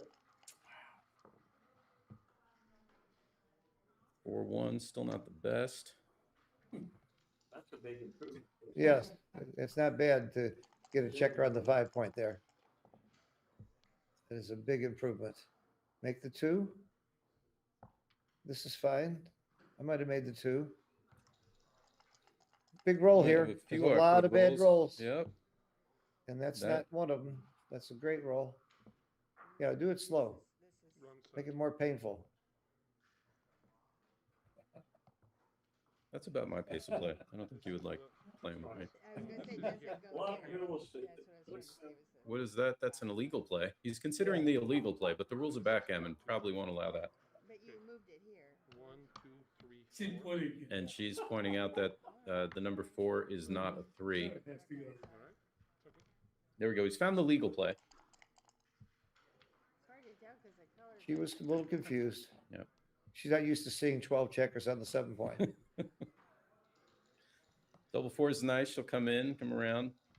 Why do you do this? Okay. Still waiting. Still for some that bad head. numbers here, some bad 5s.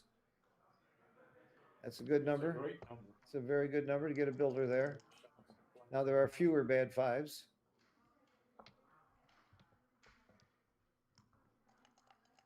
She shouldn't have put that. No, you're right. There's one of those There's the bad 5s. I 5. was Here it telling you about. comes. Come on in. Sharon is sharpening up the doubling cube. There's an ace there. Yeah. Big roll. Big roll. The dish and hits it. She got it. Oh, Still the challenge of getting out those back checkers. No, but there's no challenge. You don't double even and you think don't have to she's get them gonna out. have to worry about it, barring the famous Whoa. 104. You have to hit. not sure. You have to hit. Not sure. He would disagree. Make a double here. You hit with Oh, the I double. would have hit there in a Well, flash. Sharon's rolling and gets the jump out, or she's going to consider hitting just because I know her. Hit. That's the play. But I she's not thought gonna he do had. it. No, what are you doing? What are you doing? You hit. Jump out and hit. Sharon, if you can hear us, There you we're go. talking to you telepathically. We're a long way away. They can't hear me. Thank God. I would, They might. Can I get down the hall? no. Look at that. One Look at this second. action. What a game. Wow. What a game. Wow, this is getting epic. A lot of good rolls here. We thought it was over. 5-4 points on him. There's still Sharon- some good rolls. Sharon needs Double some 2, epic- 4-2, 4-3. 4-3 saves it for the moment. This is not home free for GL. Putting a little elbow spice into the roll again. Hit and pick. You can't. You can pick, You hit, but you can't pass. pass. Yeah. I'm just going to the ace point. I would go 5 point. and Oh, two. yeah. It's slot the That's 2. what I'm doing. Slot the 2. Yeah. Go 5 point, slot the 2. There's enough Yeah. covers. It's better use of your checkers. Could he be thinking about hitting right now? He could be thinking about hitting, but I think it would be insane. It's only eight shots or so. I mean, So he's 10. wearing sunglasses indoors, so You're not supposed to say double 5s out loud. 5-1. Good roll. It's a little tricky now. 9. This is anyone's game. Nine? Sharon's still with the Ooh. cube. He cannot step Make up. the 2. Make the 2 point. 9s and Sharon looking 10s. for the big 9-10.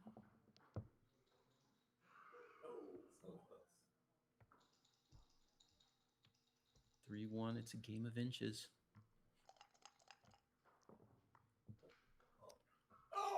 It is. What a shot. Why didn't he- he And should many other stay games. back Certainly on not that. What a backgammon. shot. He should have stayed back on that. 6-4. I think she played it right. There's more nines than 10. Yeah, I think she played it right, blocking the 9s. I can't fault her on that play. I leave a shot. 3 versus 5 roll. 2 shots. 2 Yeah. pure shots. All right. Sharon. Yeah, I just Oh, she comes in. She's still waiting for the backgammon miracle. It can happen. We've all seen it happen. We've seen 5 backgammon miracles already this game. I wasn't paying attention. We saw 7 swing rolls of this game.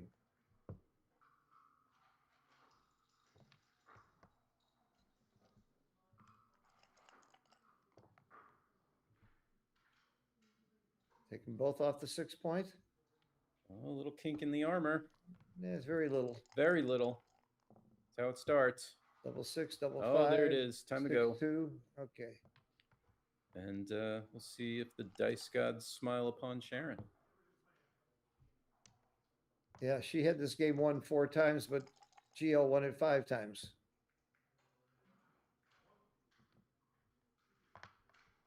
Yeah, everyone in this room thought the cube would be ending it a long time ago. She was reaching for the cube twice, and GL came in with a good roll. Game's not over. No, still a little bit of hope. This is more hope now, having that open point. All she needs is 1 big double, and GL will miss a few more times. Did But somebody set? No, that's not Ooh. it. Now go to the 4 point. That's good. You got to make your doubles play. And when you're bearing off, you really want checkers on your 4 point. Split them up. No, what's that? He stopped. Oh my I God! think Don't he scare heard me you. like that. I think he's starting Oh to hear you. God! No. Why do you scare me that way? They're all gonna laugh at you. Oh, double threes does not hurt. No. Keeping her in. It's anybody's game. 2-1 is especially Ooh. crappy. Oh, big doubles. This could be the one. No. It's big whether or not he rolls a 4 here. This is very big. He didn't roll a 4. That's Game gonna over. do it. Game over. That was a very exciting round. Wow. Wow, that was exciting. They went very fast on that one play where Dennis and I disagreed. I thought he was supposed to come in and hit, and she didn't. And Dennis wasn't sure, so I must be right. Let's see what the chat says. 4-1. That's not the score. The score is 3 away, 6 away. And I wish that's what the scoreboard would say. When we play tennis, we say 40 love. We say 40-15. We use the proper scoring. And the proper scoring in backgammon is the away score. And I think all of our scoreboard should say 3 away, 6 away at this point. I actually made a scoreboard that said that, and the tournament director wouldn't let me use it.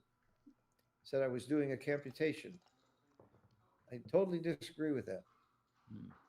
Are you supposed to come 2 up and 2 down automatic with, oh, you got you Can't already do that moved the anymore. checker out. So now you make the 5 point. Yeah, if there were 2 checkers on the 24, you come up 2 up, 2 down on early double 4s almost all the time, unless you're hitting. Safety.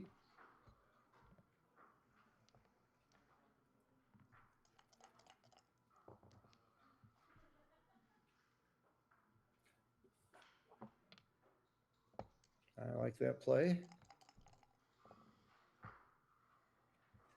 So now, can we talk about cubes at 3 away, a lot away, which we are now? Because at least for me, I don't know, maybe there's other people out there listening. I particularly have some trouble with those. Good Because for I you. know when you're 3 away, a lot away, obviously you want to be much more cautious about giving the cube, but it reaches a point where you are going to give the cube. Well, In general, what would that point Nietzsche be? talks a lot about this, and it's in his books too. 3 away is an ugly place to be. You don't really like being 3 away because when you turn the cube, you get recubed a lot. Your gammon, your recube take points are usually very high. Your gammons aren't efficient. You're getting too many points for a gammon. So the guy who's 3 away is not as good as if he's 2 or 4 away. In a lot of ways. I played 65. So what are some parameters that you look for? Like right now, he is full freedom, very escaped. Is he starting to consider a cube now, even at this match score? Where does he have to get to consider it? This is all about the pip count. Yeah, I think he's got a double here. And so does he. And at this score, I'm probably going to gamble and take. But it's probably a gamble to take it. It might well be a pass. But again, the number one tool in backgammon, in my opinion, is Woolsey's law. You don't need to know whether you're supposed to double or not. All you need to know is you're not sure if you're taking or not. That's how you know when to give the cube. I'm not sure this is a take. I would take it at this score. He's down quite a bit in the race. I would count the pips and the number, how many numbers they've shots and how many points. There aren't too many shot leaving numbers. I mean, 6-5 comes to mind very It's pretty quickly. important. I like the take. I like the double. I like their take here. 6-4 is a beautiful roll. Makes the 4 point. How can you think about anything else? Would you consider yourself a patient person? Me? Yeah. No. But I think backgammon has taught me to be patient in a lot of ways. And backgammon is gives you wonderful life lessons. Very true. I'm much more patient because of backgammon. It would be tempting to make the 3 point there, but why volunteer the shot when you're I up like that it, much? but 4 Mhm. numbers is Same a lot. thing. Yeah. That will catch her up quite a bit in the race. I put her ahead, I think. Yeah, she might be now is kind of looking to jump out and get away. Oh, not anymore. Forget all that thing I just said. You could make the ace point here. I would. I would too. I like that. You get her out of your hair, so to speak. Ooh, but You don't mind her coming in higher. Right in. I was going to say there might have been some potential gammons that kind of. A lot of good rolls here. A lot of pointing numbers. 1, 2, 3, 4, 16 pointing numbers. And that's not one of them, but you pick and pass. Has to be right because you do want to slow her down in the race. Even though she comes in deeper, which you don't like.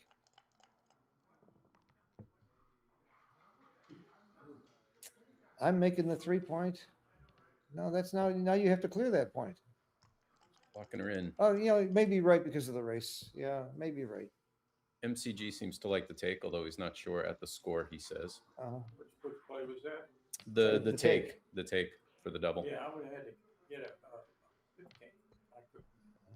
I wasn't sure about that double 1 play where he made the bar. I'm not sure. I don't make the 3 point. It's around 22%. Now you have to point at We're her. going to leave a little bit of ray of hope here. 3, 4. Can she snipe it? No. Oh,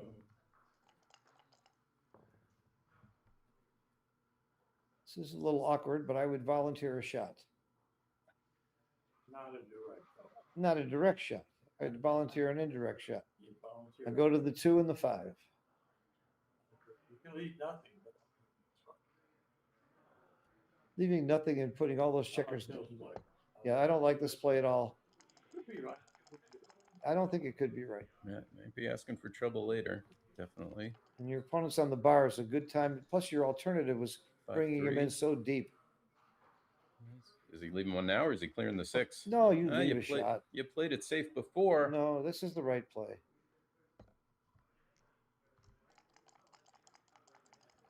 I don't like double 5s from here though. I might have made the other play. All right, he's safe. Take it off. When in doubt, take it out. Sharon trying to hang on to a ray of hope.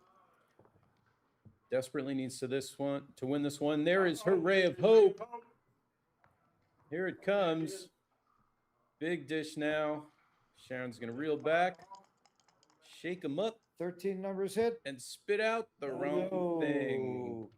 There's no point in staying. There's not a number that leaves a shot this roll. This Yeah, one, she might be next. she might be hanging on. She's going to risk the gammon, it looks like, by hanging on. I think I could run. It's pretty hard to get. I would have run. What was that? Oh, that's a 5 and then Yeah. 3. Okay. Hoping for little numbers. I would That'll say do it. She's got to Number stick 2. around one more. Here we go. 6-1, 5-1, 4-1, 3-1. double Uh-oh. Uh-oh. Time to run and stay in the game. GL's off in only 4 rolls. One double, quick and close. Some small numbers.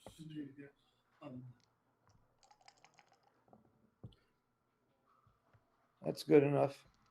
MCG Probably. also liked making the 7-point away back. Said it seems natural. Safer to bear him in if you make the inside point, but I'm not going to argue with MCG on it. She's off. Jim loves the Chris Lloyd board.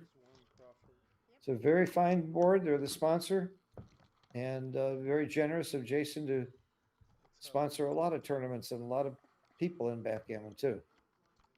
One of my dearest friends. Okay, this is Crawford. There's only one question to ask when it's Crawford. What is that question, Josh? Would it be, are we odd away or even away? And what does that mean? What does it matter whether you're odd away or even away? Whether the trailer needs an odd number or even number to win the match? Do I get a star?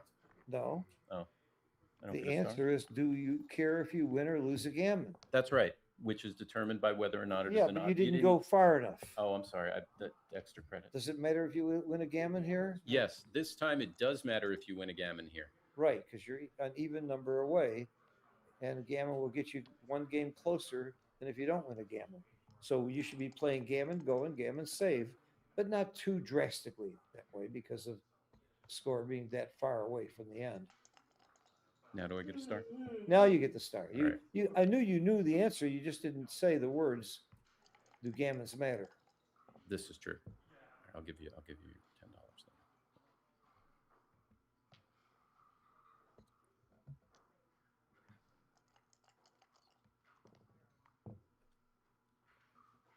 Amy Latek has a decent little proverb. Down to 8, evacuate. She was talking about the last game when Sharon hung around. When you're down to 8 checkers, You go to the bathroom? you I don't understand that. I can't say that on the air. Can I say Okay. shit your pants on the air? No. I can't say shit your pants. All right. Don't do that. When you're down to 8, I like that. I've actually never heard that. I might use that. I don't know what that means. I think it means when your opponent is down to is in the bear up down to 8 checkers, it's time to go. Yeah. It's time to go. That down 8. I was looking at the score. Yeah. Okay. Yeah, that's a good one. And I like sayings like that. Yeah. Sayings like that help you remember and help you play right. One of the great things about Michi's books is he comes up with a lot of really good sayings. Oh like yeah. Getting off the mountain and double tiger and those kind of things really help you make right plays. Yeah, his books have helped me a lot. And remember, all generalities are false. No, Especially that one. there we go. Just gonna clean it up. I'm guessing he doesn't want to throw even numbers. Maybe. Well, you got to like GL's position with the score in this. You point on Point. head. Punt, Point on head. POH.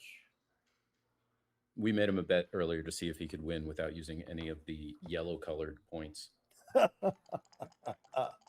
Well, he's on one of them in the midpoint.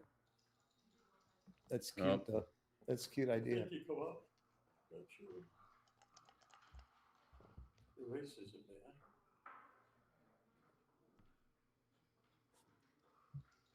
A lot of good knowledge, by the way, from Alex in the chat. If I'm not going to say it all, but if you go and read in the chat, he's thrown out a lot of good knowledge about different match scores and general cube strategies. I recommend reading it.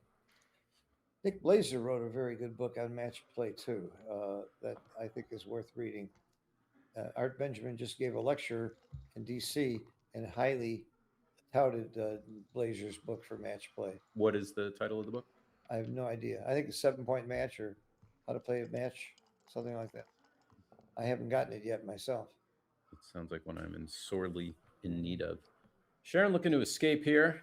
Got her checker trapped back, but maybe not escape too quickly. What's the race? Oh, the race is no longer there. Well, anybody want to make a bet? I'll bet on GL for this match right now. That's got to be disheartening for Sharon. She Yeah. can feel a little ray of hope, and it just all the wind went out of her sails there. Well, I do you give her. Odds. Oh yeah, I'll give 100 to 1. That's about right. Again, now waiting for the miracle. Hopefully, a shot will be left. She can hang on by her teeth. Once again, trying to play a 4 like a 3. That seems to be a theme for GL. All right, Phil, you're up. My buck against your honey. Oh, no, I won't bet that much. I was gonna. No, you're talking big money. He's looking for a 1, see if he could cover, right? I mean, you want to get paid if you win, don't you? Yeah, it feels to think that. Yeah. You got to know who your opponent is. Well, I'm betting. Right. Alex says Michi has a new saying called Cerberus. I don't know if I'm pronouncing that correctly. I should know if I'm pronouncing it. The 3-headed guard dog that guards the river Styx, which Matt has confirmed. What does it mean? How does it apply to backgammon? Alex is saying I think it guards the gateway to the underworld. Oh, sorry, they're still talking about the actual mythology. I'm not sure how it relates to backgammon yet. Well, that's all I care about. Who cares about mythology? GL still trying to figure out how to play the 2s. I think he's asleep. Let me go wake him up. It could be, or the dream has He's- frozen. Oh, he woke up. He woke up. Okay. I went to the 6 point. Sorry. Nick Blazer's book is called Adjusting to Match Play. Yeah. Thank you, Alex. I was here. Okay. I think he probably did play one too many there. The original. Seemed like a lot of wood moved. And Simon Bargett, am I pronouncing that? Yeah, Bargett, Bargett. Bargett Okay. has a book called The 7-Point Match. Alex is also letting us know. 3. Yeah, but Simon's from England. It's probably wrong. Well, it's certainly said differently. Yeah. Oh, she comes in with the 1. All right, this is 100 to 1. Oh. Could be. Has a pretty strong board. Waiting for some weirdness. You should have come out. I think coming out was certainly, I would have considered it. Like the 5th place. Yeah, Just maybe. in and down. She's ready down. There's a 6-5. 6-5 could do it. 6-5 and 5-4. There it is. There's a ray of hope. 6-5. Darren just perked up a little. You Oh can my see. God. The odds went down to Oh. 99 to 1. Let's see if she shakes the dice for an extra second here. I Hitting would. the mojo, big dish. 1-1-1, Oh, no. doesn't get it. And the crowd goes mild. Maybe she'll get another shot. Probably. Nope. No, shots. no No shots. Oh, Oh, there was the Not ray of sure I'd have done hope. that or cleared probably cleared the 5-point match. I'm pretty sure this is Sharon's first time being streamed, and she showed great poise. She kept fighting right through it. I like her. I like her play, and I give her credit for doing a nice battle here. She Absolutely. never gave up. I liked her take on that tough cube, and I think she's got a real future. And certainly playing against a tough opponent Yeah, can't GL. be easy. GL's a known tough opponent. She could dance one more time. Maybe there's a little hope. Dance. Goodbye. Dance. Did not dance. So she's going to Josh, say, it you was know a what? pleasure I'm working ready. with you. Thank you so much. Bill, it has been an absolute honor. I'm going to tell everyone I know about it. I'll call all 3 of them later. We want to thank Stu for Connolly. Wait a minute, Stu Stein Connolly for setting all this up, and Graham for the stream. There'll be a lot more streaming, a lot more commentary. This is the second round. I think there's 3 more rounds tonight, or 2 more rounds tonight, at least. Round of 32. Is that 5 rounds to win? 32 to 16 to 8 to 4 to 2 to 1. 5 rounds. So we got 3 more rounds tonight. Well, depends who it's And I'll get you some more good guest commentators like Josh, because my voice is not going to make it. I'm going to take a rest. Thank Phil. you for watching, everybody. Thank you. Thank you, Phil. Fun. Been a Yeah, pleasure. It was a pleasure. Who's your next seniors match? Haven't called you yet? 10:30 tomorrow. Oh, you want to do commentary next one? You are live. You want to give us some secret recipes or tell us about some cheating methods that you do? Just go to YouTube and put in how to cheat at backgammon. There's a very good video on it. All right. Everybody should know how to cheat so you can catch people. Absolutely. I'm not concerned. I did see the one about it was caught on video of the guy doing, the finger thing where he slams it up against the cup, shakes them, and then puts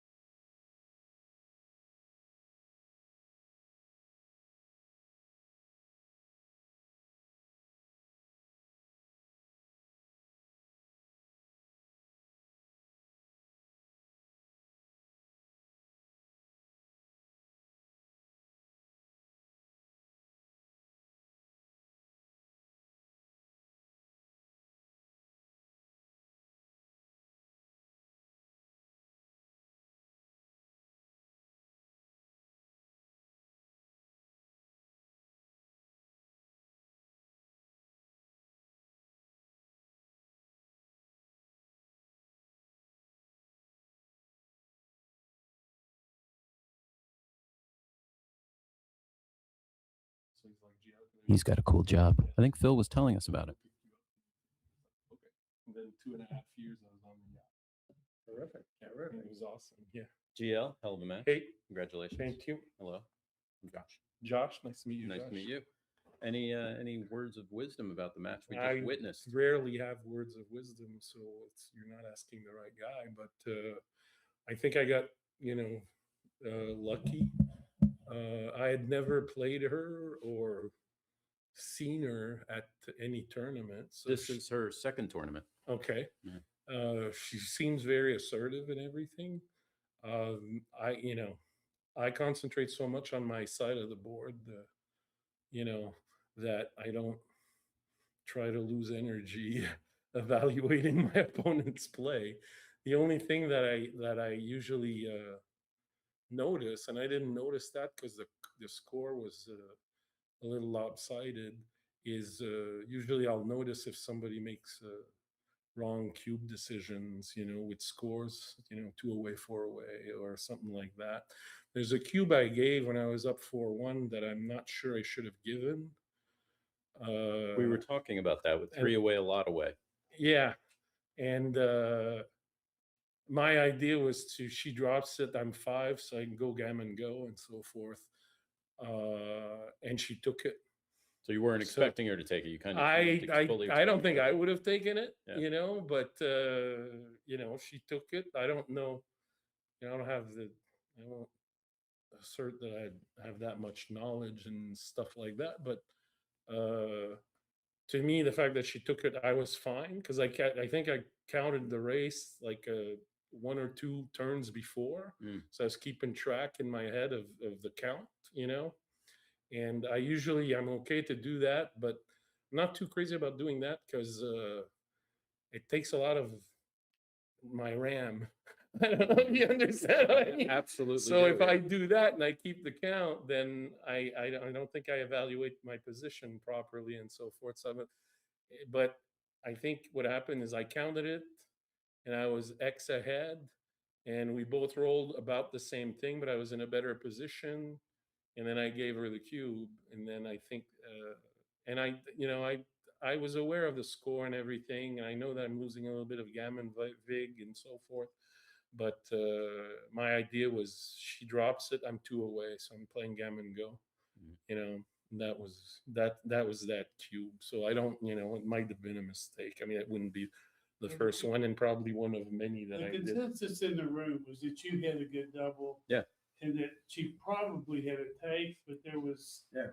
some discussion about whether or not it was a take. Even MCG said it's probably a take at the match score, but then he posted after that. He said, "But I'm not really sure." So it was Yeah, but definitely that's in that MCG, gray area. always being humble and so forth.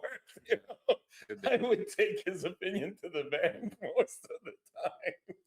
Me, when people mention MCG, I played him one time in I think it was Chicago, and it was a long, convoluted match. I think 2-11, and like in the middle of the match, which you play like maybe 15 games or something like that. In the middle of the match, I had like a really, really weird double, and then then we kept playing and everything, and I ended up, I was lucky and I beat him.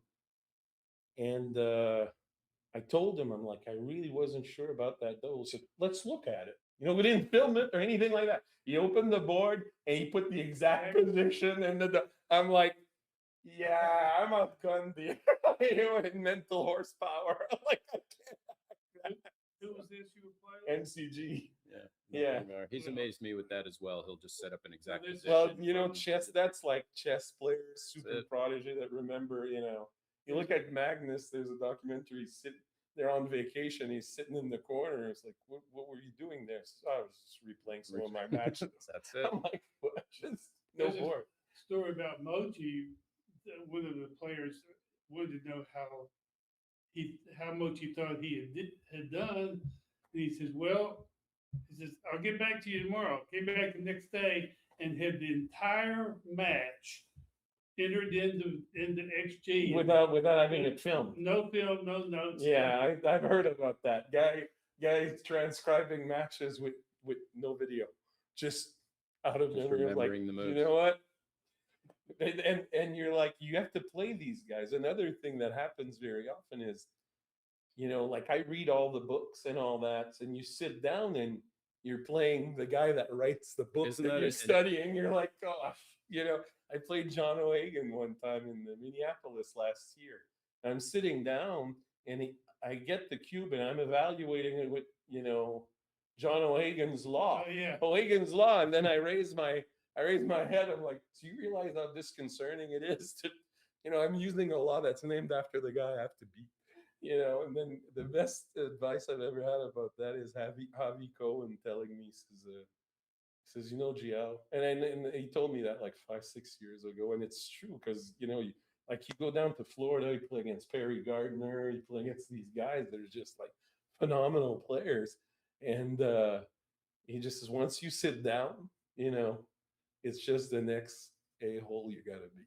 You can't put a name on it or anything like that. But he says, because if you do that, I won't mention his name, but Perry Gardner comes to mind whenever I think about that. Is he this gentleman, they were about to play in one of the weekly tournament that Karen puts on that Nano administers, and he sits down and he looks, Perry, you're so good. I always lose against you. I'm like, dude, you're like you're 0-3, right sitting down. It's like if you don't look at it the right way. Yeah, it can be So, intimidating. It's up there. So I mean, I hope you guys had fun. So Oh, yeah. I had fun because I won. So that's the PR. That's a distant second. No, there was some exciting moments in the middle, especially I forget the exact score, but there was one game in the middle where there was some back and forth sniping going on. Yeah, coming in, it coming out. was one boxing match in there that was pretty good. And she had a one to win that one of those last game, Yeah, that was Yeah, it. And in that's the last right. game, Like she could have done it. 6-5, and then I'm like leaving her a 1. And I'm like, I always like this, and I get, I'm always like, get this karma stuff, this luck stuff out of my head. It's like I can't control it. So why would I waste energy doing it? So, yeah, it was a blast. Yeah. Well, thanks. I can't wait to watch it and see Thank you. how much you guys killed me. All right. Thanks, man. Thank you, Gio. Take care. All right, we've got our next matchup lined up. Looks like it's going to be Mike Cory and James Hickey coming up to you live. I don't see the players at the seats yet, but the names are in the Chiron, which means it is slated. You are watching the Charlotte Invitational Backgammon Tournament. Tournament director is Paul Horton. Graham Bryden is bringing you all the action streaming. My name is Josh Isaac, but that's not important. What's important is that you are here and you are hitting the like button. If you haven't hit the like button yet, you are a horrible, horrible human being. I know it means you have to sign into your account. I know you got to click that, and then you got to do the double two-factor authentication. You got to open the YouTube app, and then everybody knows what you're watching on YouTube. But that's okay. Just do it, because then you can hit the like button, and then our likes will be one more. How many likes do we have right now? We have 5. So we can do better than that. We can do much better than that. I already hit the like button. Have you hit the like button? Have you hit the like button? Have you hit the like button? They haven't hit the like button because they're in the room with me and don't have a like button in front of them. But if they did have one, they would definitely be hitting it. Forgive me. I'm going to. It's more than liking. You are giving us your full. That's so. If you can't hit the like button, at least drive down to Charlotte and join us in the room. If you're not willing to do two-factor authentication, then for goodness sake, at least get in your car and drive down here, or take a plane and come visit us live so you can appreciate all the fun that we are experiencing without you. Forgive me, I'm going to do a little commentator research for the moment so I can sound what I know, like sound. I'm already blowing that sound like I know what I'm talking about, which I no longer do. All right. Again, this match should be coming up shortly on this beautiful Chrysloid board. Just a moment. Just a moment.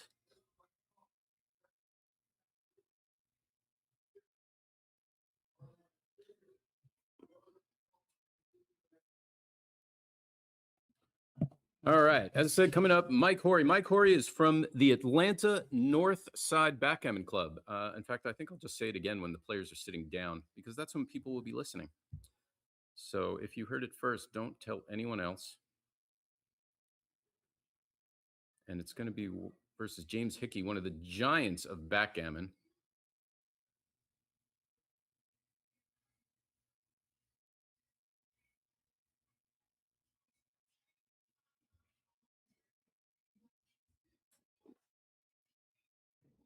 Where is he? I just had him. I just had him.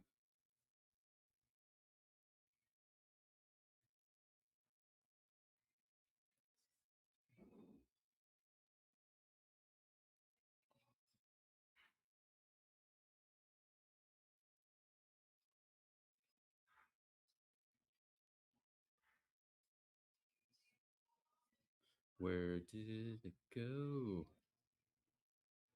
Sorry, I'm looking up some information that I can spew out when the game starts, but I can't find it. I'm going to have to get my research team on it. They're failing me miserably. Thank you again for joining us. Thank you for liking backgammon. You must be a masochist like the rest of us. Or maybe you just like random numbers.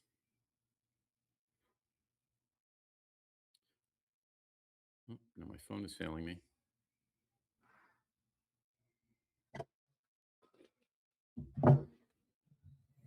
All right. Thank you again. Hi. Anyone in the chat? Let's go to the chat.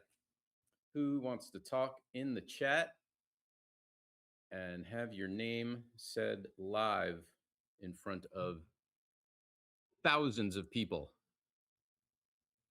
Anyone here? MCG? Alex, you with us? Who's here? Talk to me, people. Talk to me. Oh, we're in the seat. Mike Cory will be at the bottom of your screen.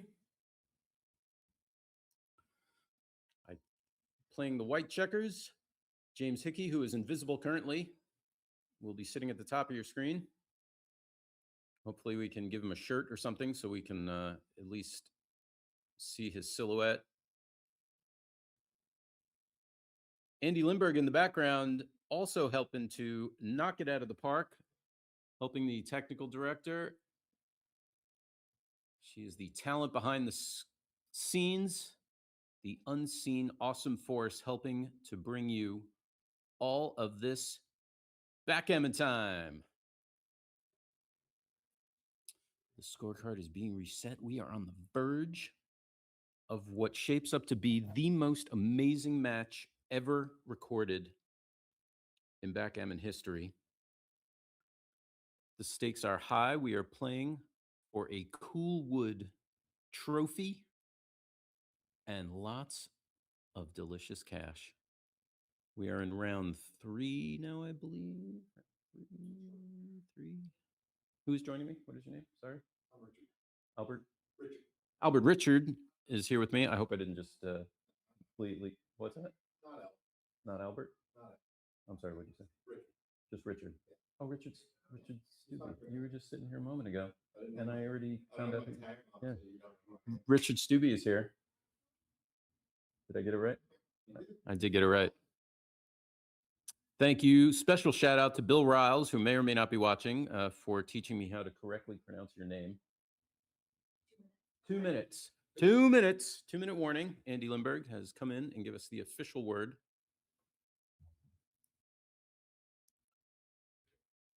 Steakinator is in the chat. It's getting late out there. Is this warm-up going to finish today? It will finish today, or possibly not today. Here's the handshake. And here we go. James Hickey at the top of the screen, a legend of backgammon. He has won numerous titles. Everybody knows him. Everybody loves him. Except, of course, Mike Cory at this moment, because he has to play against him. And here we go. We're off. The checker is on the bar. Mike Cory, also a very strong player. I played in a chouette with him just today, not long ago. Super nice guy. Very passionate about the game. And I think if we watch his face closely during the match, you will certainly see some emotions from him, which is great. He absolutely cares.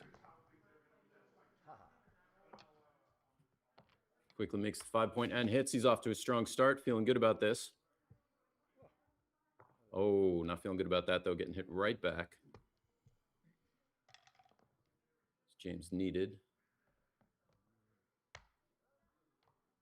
Mike is out for blood right now. Possibly looking to turn an early cube. Please feel free to speak up if I'm about to say anything stupid in the background. Oh, there is the cube. And he's going to have a good think about it. As anyone should do with the cube. Hello, Alex. Hello, Josh. Hello to me. Alex, I'm always pleased when you are in the chat. And there's a drop and a quick point.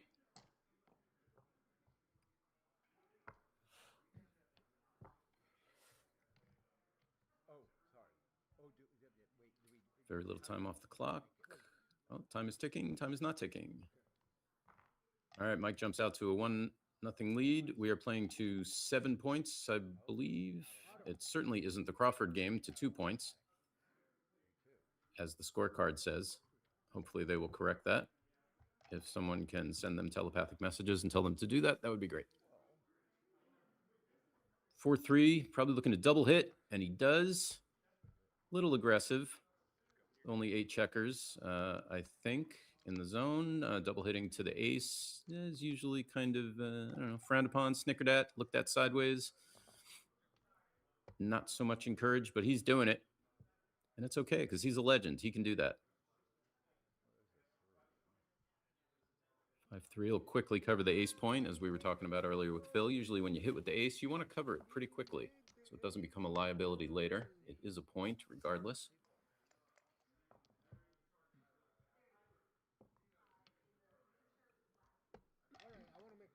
James just looking to escape that back checker. Mike with a big double 5. That will put him, I think, securely ahead in the race for the moment. But James grabs 5-point anchor. There's a cube, not messing around. A pointless cube, as we sometimes call that, because you don't have a point in your home board. Not a good cube, I don't think. Not a good cube is the consensus in the chat. Maybe he'll beaver it. Are beavers allowed in the tournament? Probably not. He takes it, certainly. 5 down, 2 down. Oh, we are back with the baffle box. Phil would be pleased. Phil's baffle box is in. James is trying to make a nice, strong home board, hopefully waiting for a shot in the meantime, or at least some big doubles to run with. And Mike just wants to bring it home safely.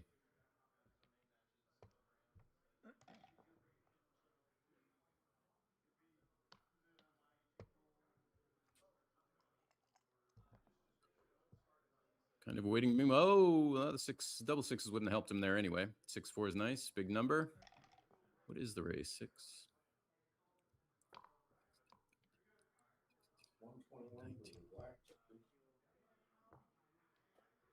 121 for black, I'm told.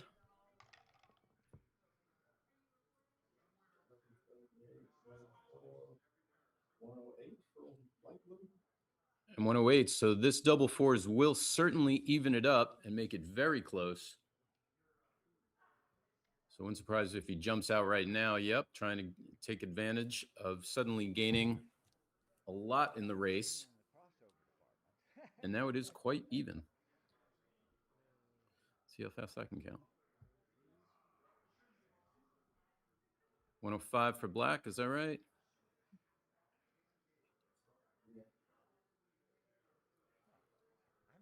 108, 108. Is that right? 48 and 56 and 4, 48 and 60. Are we dead even? Could this get more exciting? Dead even. Although certainly not super dead even, because the person on roll is technically up a few pips. But this is about as close as this gets. Looks like they're both counting.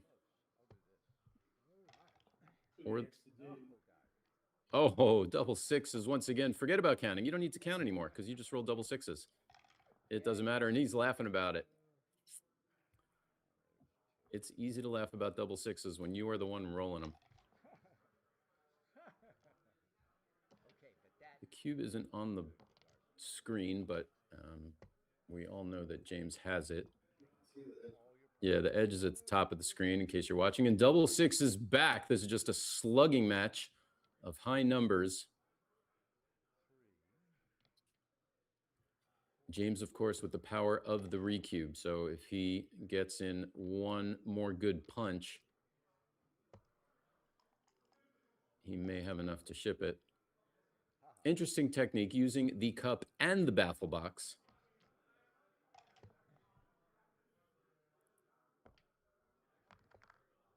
And Mike gets first off. We'll see who the dice gods favor. Oh, no roll. You forgot about the baffle box. And what a beautiful baffle box it is. Phil, you now owe me $3 more. 5-2, not what he wants. He wants to get a few off that 6 point. I'll just slide him over anyway. Mike in the lead, but this is kind of the point as a backgammon player when you have that lead in the race and you just know it's a scary feeling. It's like it's yours to lose. You're just waiting for that one bad roll to take all the wind out of your sails.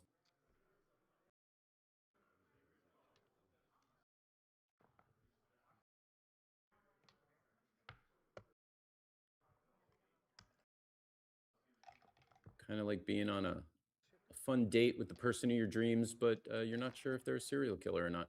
Here we go, 6-2. Mike is still in the lead. James definitely needs almost that. Still possible. Less possible. Couple big doubles. That's a medium double, and that won't do it. So we go to 4 away, 7 away, and Mike just out of the gate, taking control of this match. But James knows he is not out of this by a long shot. Plenty of match left. Thank you for joining us. Hit the like button if you haven't already, or just tap it lightly. You don't have to actually hit it.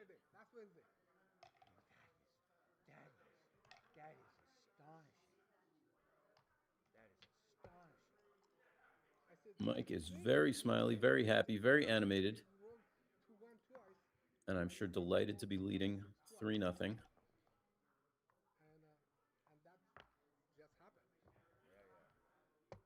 And sending James back home. James dances double sixes on the 1 point board. It is mind-boggling to me still how often that happens. Oh, 5-4 is solid. He will anchor up, make the 5 point very much in this match, looking strong. Mike would like to make the anchor himself. Can't do it, but he will run.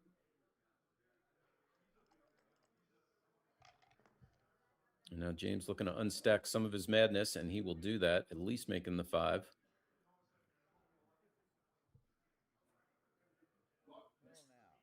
Is he going for the 7, or is he going to play it safe, or possibly even slot the 4? Crowd, what do we got?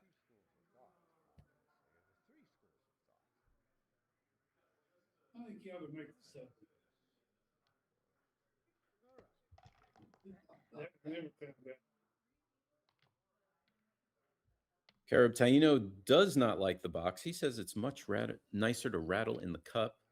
Certainly prefers that. I missed the double 1 play. He blocked the 6s. All right. Now solidly trapping. Oh, no, Mike's going to jump out. This is a big roll. Needs the 4 to keep him back in his corner and can't get it. So Mike's feeling juicy about running home. How is he in the race for you?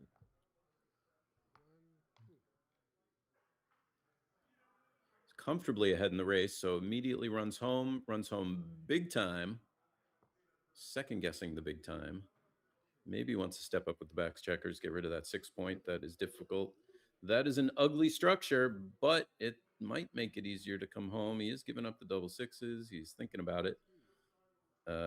Alex is letting us know that technically you should either roll on your right side or use the baffle box, but not both during the same game.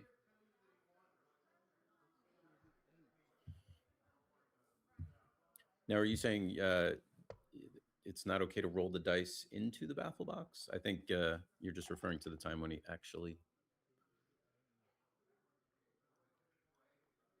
rolled on his own side of the board. James behind, looking for big doubles to jump. We might have a cube. Everybody's counting the count. We have 112 for white, according to the watchers. And 135, down by 23 pips. That certainly seems like enough to give a cube. But possibly the match score might change things. No, it's a cube. It's a cube. It's a take. Well, whether or not it's a take, it doesn't matter. He took it. Yeah, that's a lot of pips to be behind. The consensus in the room is that that might have been a drop. Long live Crow. Thank you for noticing the nice board and checkers. Hello to you. Thank you for joining us. Mike just now trying to get home safely. James not worried about getting gammoned for the match as he has the 5-point. That pretty much gets rid of most gammons. I don't want to jinx anything, but yeah. Double twos is pretty huge for Mike. That will help him greatly.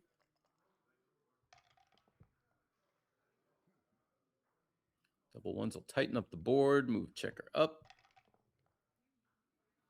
Double fives, Mike it is too easy for him right now, as some would say. Getting the rolls. This game is so much fun when it is easy.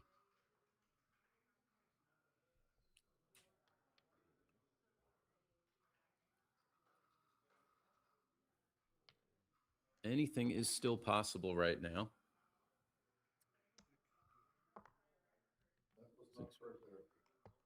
Yeah, it's getting a little messy with the checkers on top there. I think those were all on the 3-point. One of them slid over to the 4-point.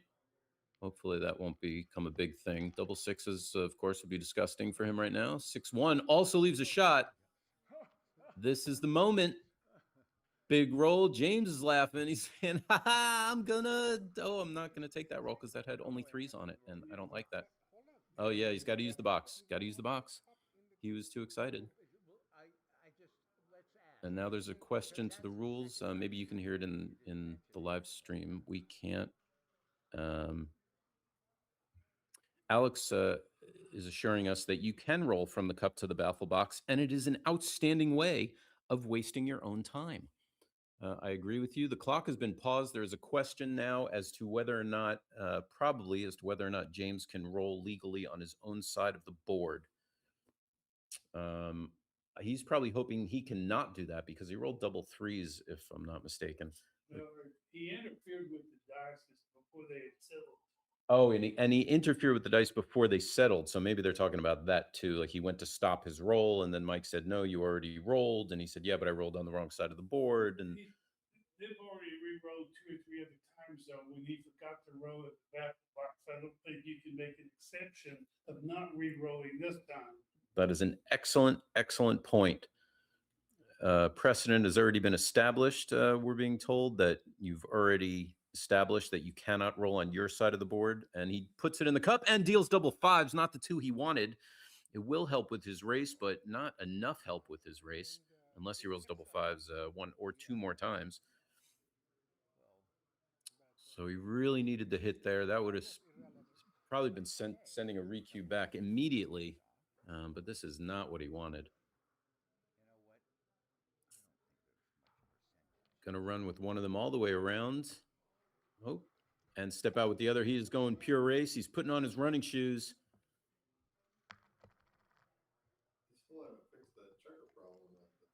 And yes, nobody seems to have noticed there is a checker there on Mike's 4-point that should be on the 3-point. Hopefully it won't become a game-deciding thing. Oh, and Mike is laughing out loud at something. I wish I could hear what they were talking about. James doesn't appear to be laughing, though, so.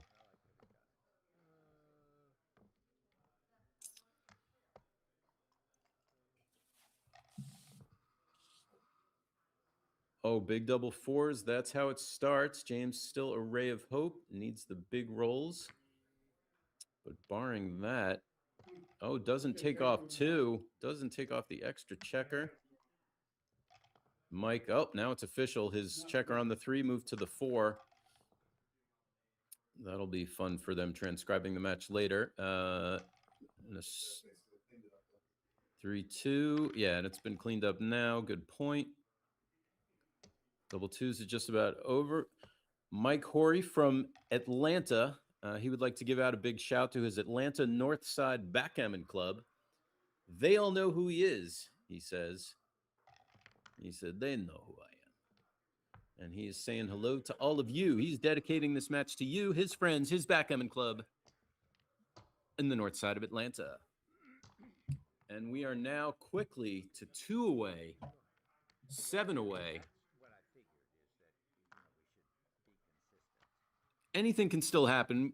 I think every person watching, every person playing has all lost from this score or worse before. OEONNY. What's up? Did you use the half crossover for the pip count? I wasn't doing the crossover half pip count. I have helpers in the room. We have a team of expert pip counters helping us out. But I do remember this conversation. Oh, Rich Stubby, you've already answered. No, you just count. He just counts. Alex uses his fingers and toes. Richard, are you one of those talented people? Steve Sachs has done this. Steve Sachs. It's inhuman. Like they just glance at the board, and it's like it's written in big magic marker for them. I've never seen anyone count so fast in my life. Karen Davis is also extremely good. Is that right? Karen Davis, yes, she is certainly one of the giants of this game. She puts the fear into me. Unbelievable player, incredible person. Has the cube been turned already? Am I seeing that correctly? I don't think so. That It's left over from the previous. okay, that must be, unless Mike went slightly insane, that cube should be in the center right now. Yep, there it is. And thank you. James just noticed it. Maybe they can hear me. I'm gonna have to start speaking like a golf announcer. Okay. He's put the cube back in the center. I don't want to speak too loud. They might hear me. It's a very delicate balance. He will hit, definitely doesn't want to get hit back, and that's why James is turning the cube insta-drop. It didn't even hit the playing surface. His hand grazed the cube, insta-drop. He could see the danger there. Any hit with that strong 4-point board, and it wasn't happening. So 5-1, they should score it. Score should be 5-1, just like the opening roll. 4-3 will hit back immediately. They are playing so fast, they don't even need to keep score.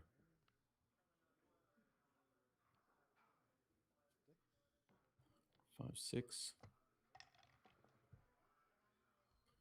5-4. He will come back and hit.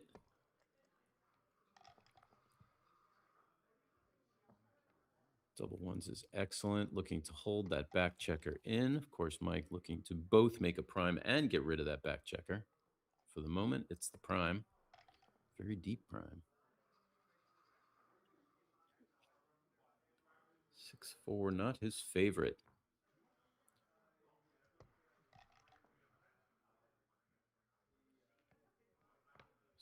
6-1, Mike is feeling solid about this, developing a very wild outside prime there. James trying to develop his own prime. He can't throw the 6, so he may be able to counter prime in, but if he steps all the way up, then it's going to be a lot harder to do. Probably looking to hit and cover here, which he does not. He will probably hit loose.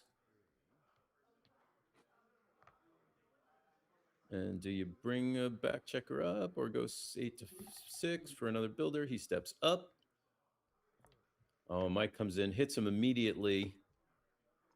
James moved up before, so he can now make an anchor, which it looks like he will do. And double anchor holding game. Is that correct terminology? Don't want to call it a back game because people get a little weird about that. Yes? No? Yeah, just call it a piece of shit. Call it a crappy back game is what we are being told is the official term for this position.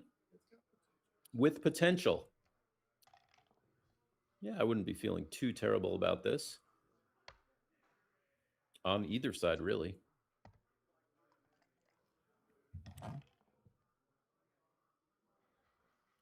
Alex lets us know that Art Benjamin, Jake Jacobs, and Jorgen Granstedt are also very fast pip counters, and they should be. They are excellent. And yes, cluster counting, Alex, that's what I do as well. Cluster counting is extremely fast once you get the hang of it. I recommend it to anyone wanting to improve their counting speed. 6-3, keeping Mike pinned in there. Double fours, a little weird. Not the 5 he wanted to get out. Oh, 2 on the extra on the 2. That's looking ugly. Don't know about that one. Some jeers from the crowd, and it will absolutely pause James in his tracks, who is thinking about doubling now, but doesn't realize that he has a point on the scoreboard. I mean, maybe he realizes it, but it's not there. Yep, fair point.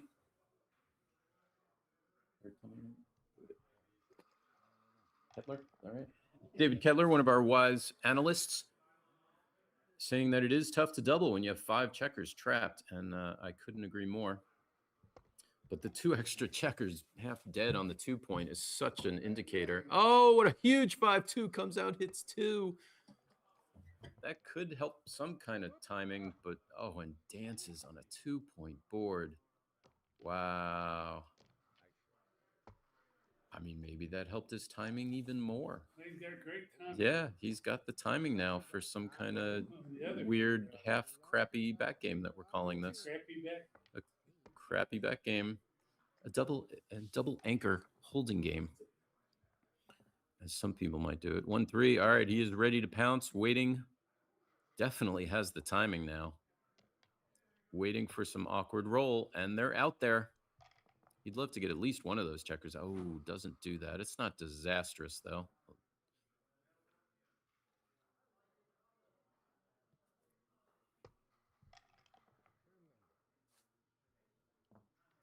There it is. There's a shot. Double shot coming up. 2-1 doesn't even hit it. He would have at least loved to have gotten that going. 1-3. Doesn't take a checker off.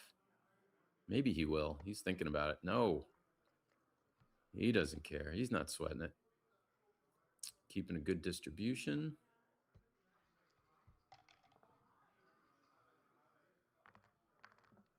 He wants to clear those top points before he has to board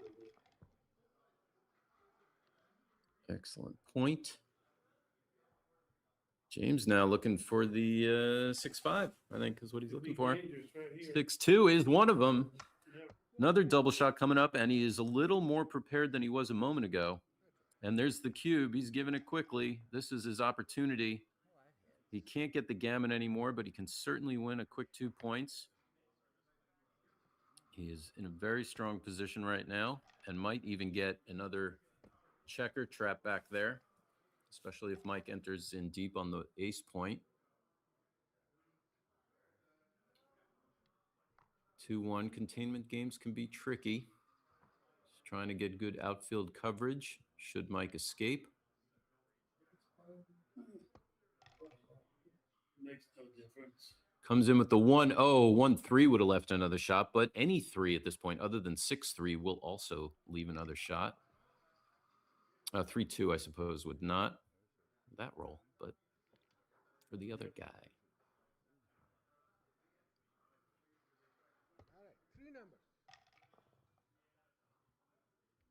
There's the 3-2. What a huge roll. Huge roll. Saves himself. So now James might want to clear the ace point, or no, am I crazy in that? Hoping he rolls a 2. Yeah, and give him another shot, but trapping him in is so super strong.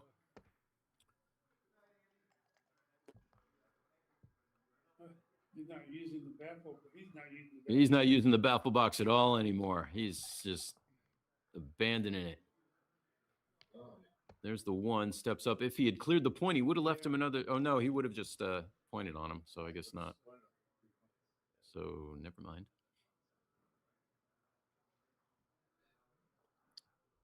2-1.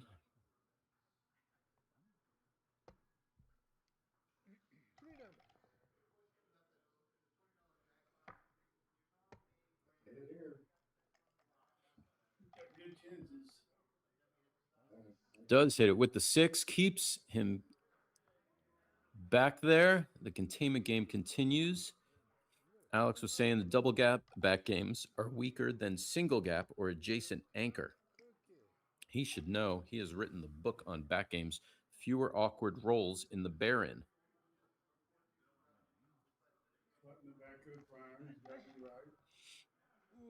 2-6 jumps out the famous Ray Fogerland. We all know it, and he did it. Comes in with double 4s. He will hit right back, has the back of the prime slotted again, and he's saying, I bet you can't do it twice in a row. But we all know that it can be done twice in a row, but not now.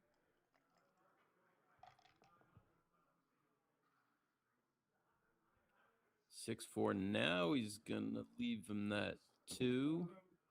Oh, maybe leave with 1. Yeah, okay. Holden looking to cover that back of the prime. Jumps in with the 2.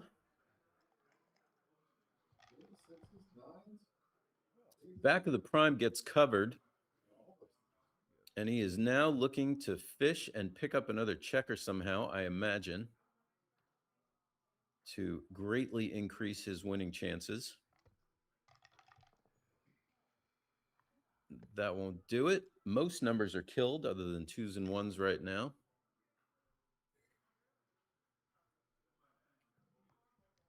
And 2, just going around. Okay. There's the double 2s. That is a huge number for Mike. He can still keep fishing. Absolutely. Mike rolls another 2. He's going to leave another blot. Oh, he reaches out. No roll. Make up your mind. Make up your mind. He likes the baffle box. No, he doesn't like the baffle box. He wants to ride on his own side. No, the other side.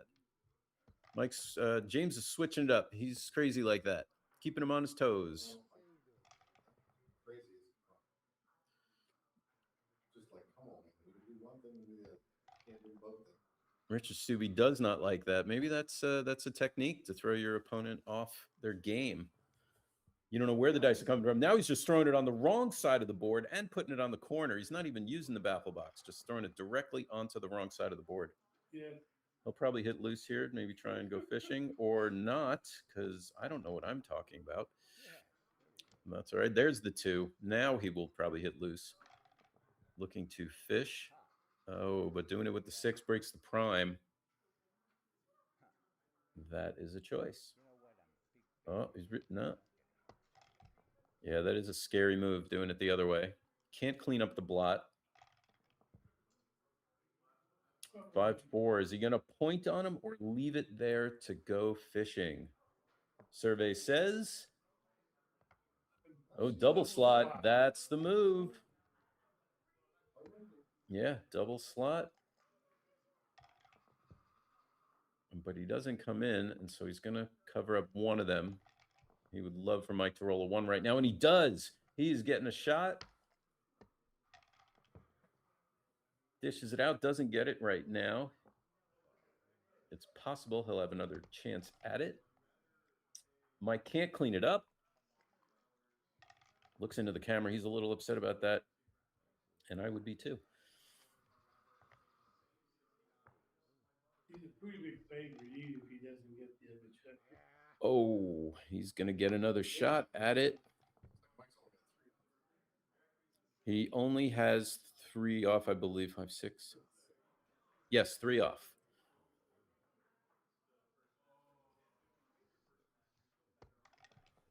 Four, 6 around. Mike would love a 1 or 2. Can't get it. Oh, he's starting to hit the clock a little hard. We knew he is an animated player. We do like to see the passion in our players. The happy, laughing, cavorting Mike, now a little more serious. Cannot clean up the blot. That is not going to hit again. Going to come around. Mike praying for a 1 or a 2. He gets it finally. And maybe we're going to draw it out even more until Mike rolls 4 more ones. Now he's laughing. He's sitting back. He's smiling. He's having a jovial time. Yeah, We have you're not going to get 4. 4 aces. You don't want to play the long game going for 4 aces. aces? And I'm not sure, well, he wouldn't lose much, but I saw the 4 aces concert once. I think forever. Alex Too many point. chances that it blows up on your own side. Yeah. 3-2 comes in. Not far, all behind. He's huge favorite right now. Alex points out that recirculating helps improve your PR. Also, remember the score is still 5-1. Yes, 5-1. Hopefully, maybe we should run in there and let them know. I will do that after this match if they don't. If you don't change it, you don't deserve it. No, they should be keeping up. Writing down scores. They absolutely should be. This is why you write down your scores. You don't just rely on the scorecard. You write down scores, and so there is no discrepancy later. But we'll see if they don't make the adjustment. One of our crack runners will sprint to the other room.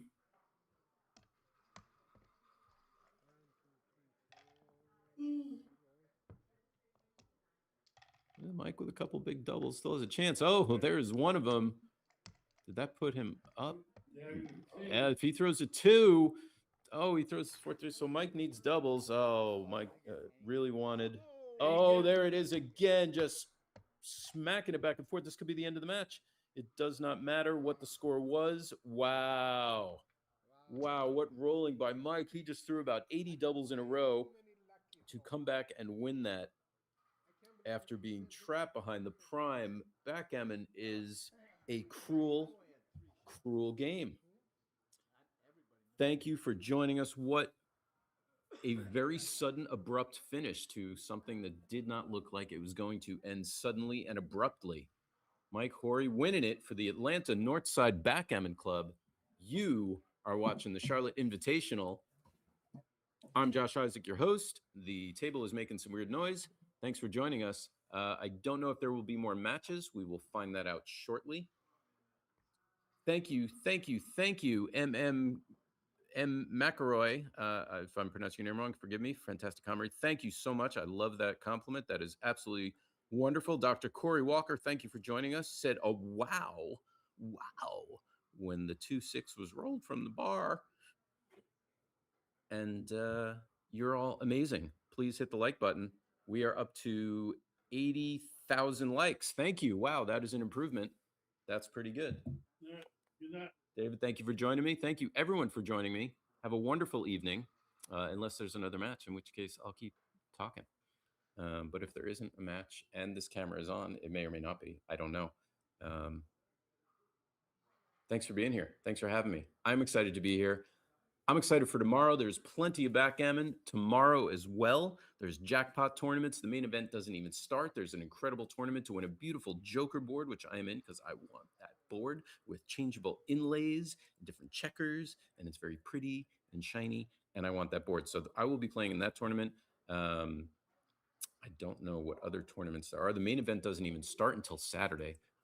It is just backgammon galore here at the gorgeous Hilton Hotel in Charlotte, North Carolina. We're having a good time. Thanks for joining us. And I'm going to hang out with you still because it says I'm live. And there's a microphone in front of me. So we'll find out. We'll find out. Alex says, if you're still listening, that after each game, it is best to first adjust the score, then center the cube, then reset the checkers. This avoids such situations. That is a pretty good checklist to go down. I think it's good to have a routine. After every single game, you do the same thing. That way you know you're not missing anything. And in this case, it is highly suggested by one of the great players of the game that adjust the score, center the cube, reset the checkers. We should make a song out of that. Let's see.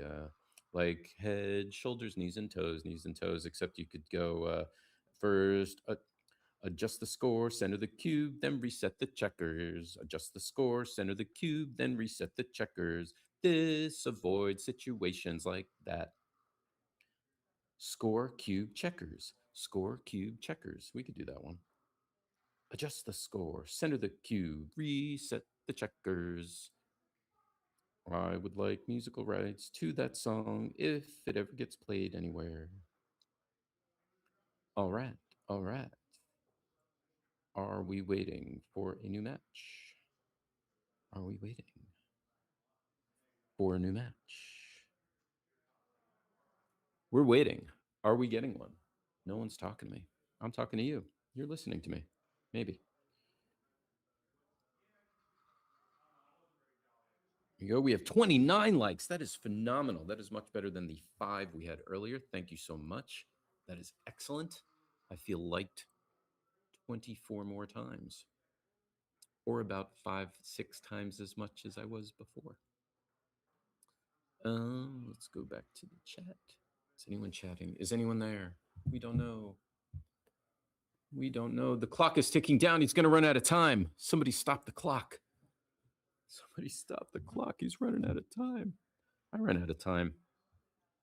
Don't ever run out of time in backgammon. If you find that you are running low on time often and always, people say, oh, it's good. It means you're using your time to think a lot. And I believe that. But it is the worst possible feeling in backgammon to time out in a match. So don't do it. If you find yourself running low on time, start getting better at it. Really paying attention to the time, not spending time. Don't spend time on minuscule decisions. Try and save all your time for your cube decisions in general, or at least the really, really important ones. I also started writing down the time after every single game. It got me in the habit of at least being aware of it. So we can add that to the song. It could be adjust the score, center the cube, then reset the checkers, and write down your time. And don't forget the time, because that's a crappy time. If you lose on time, it is no fun. And you'll feel real silly, and you'll spend the next day going to the gym and exercising a lot to get out all the crappy feelings that you had by your PR jumping up to 26. And it'll take you a couple of days to recover, and you'll have to do some commentary and win a tournament to feel better about yourself. That's my new song. Hope you like it. All right. Hanging out in a hotel room in the basement, in the corner. They have lovely plush carpeting. Oh, this is a squeaky table. I apologize again. That must not sound good on the mic. If you are here, we thank you. We're wondering if there's another match. It must be getting late. It is, in fact, late. It is 11:30 by us.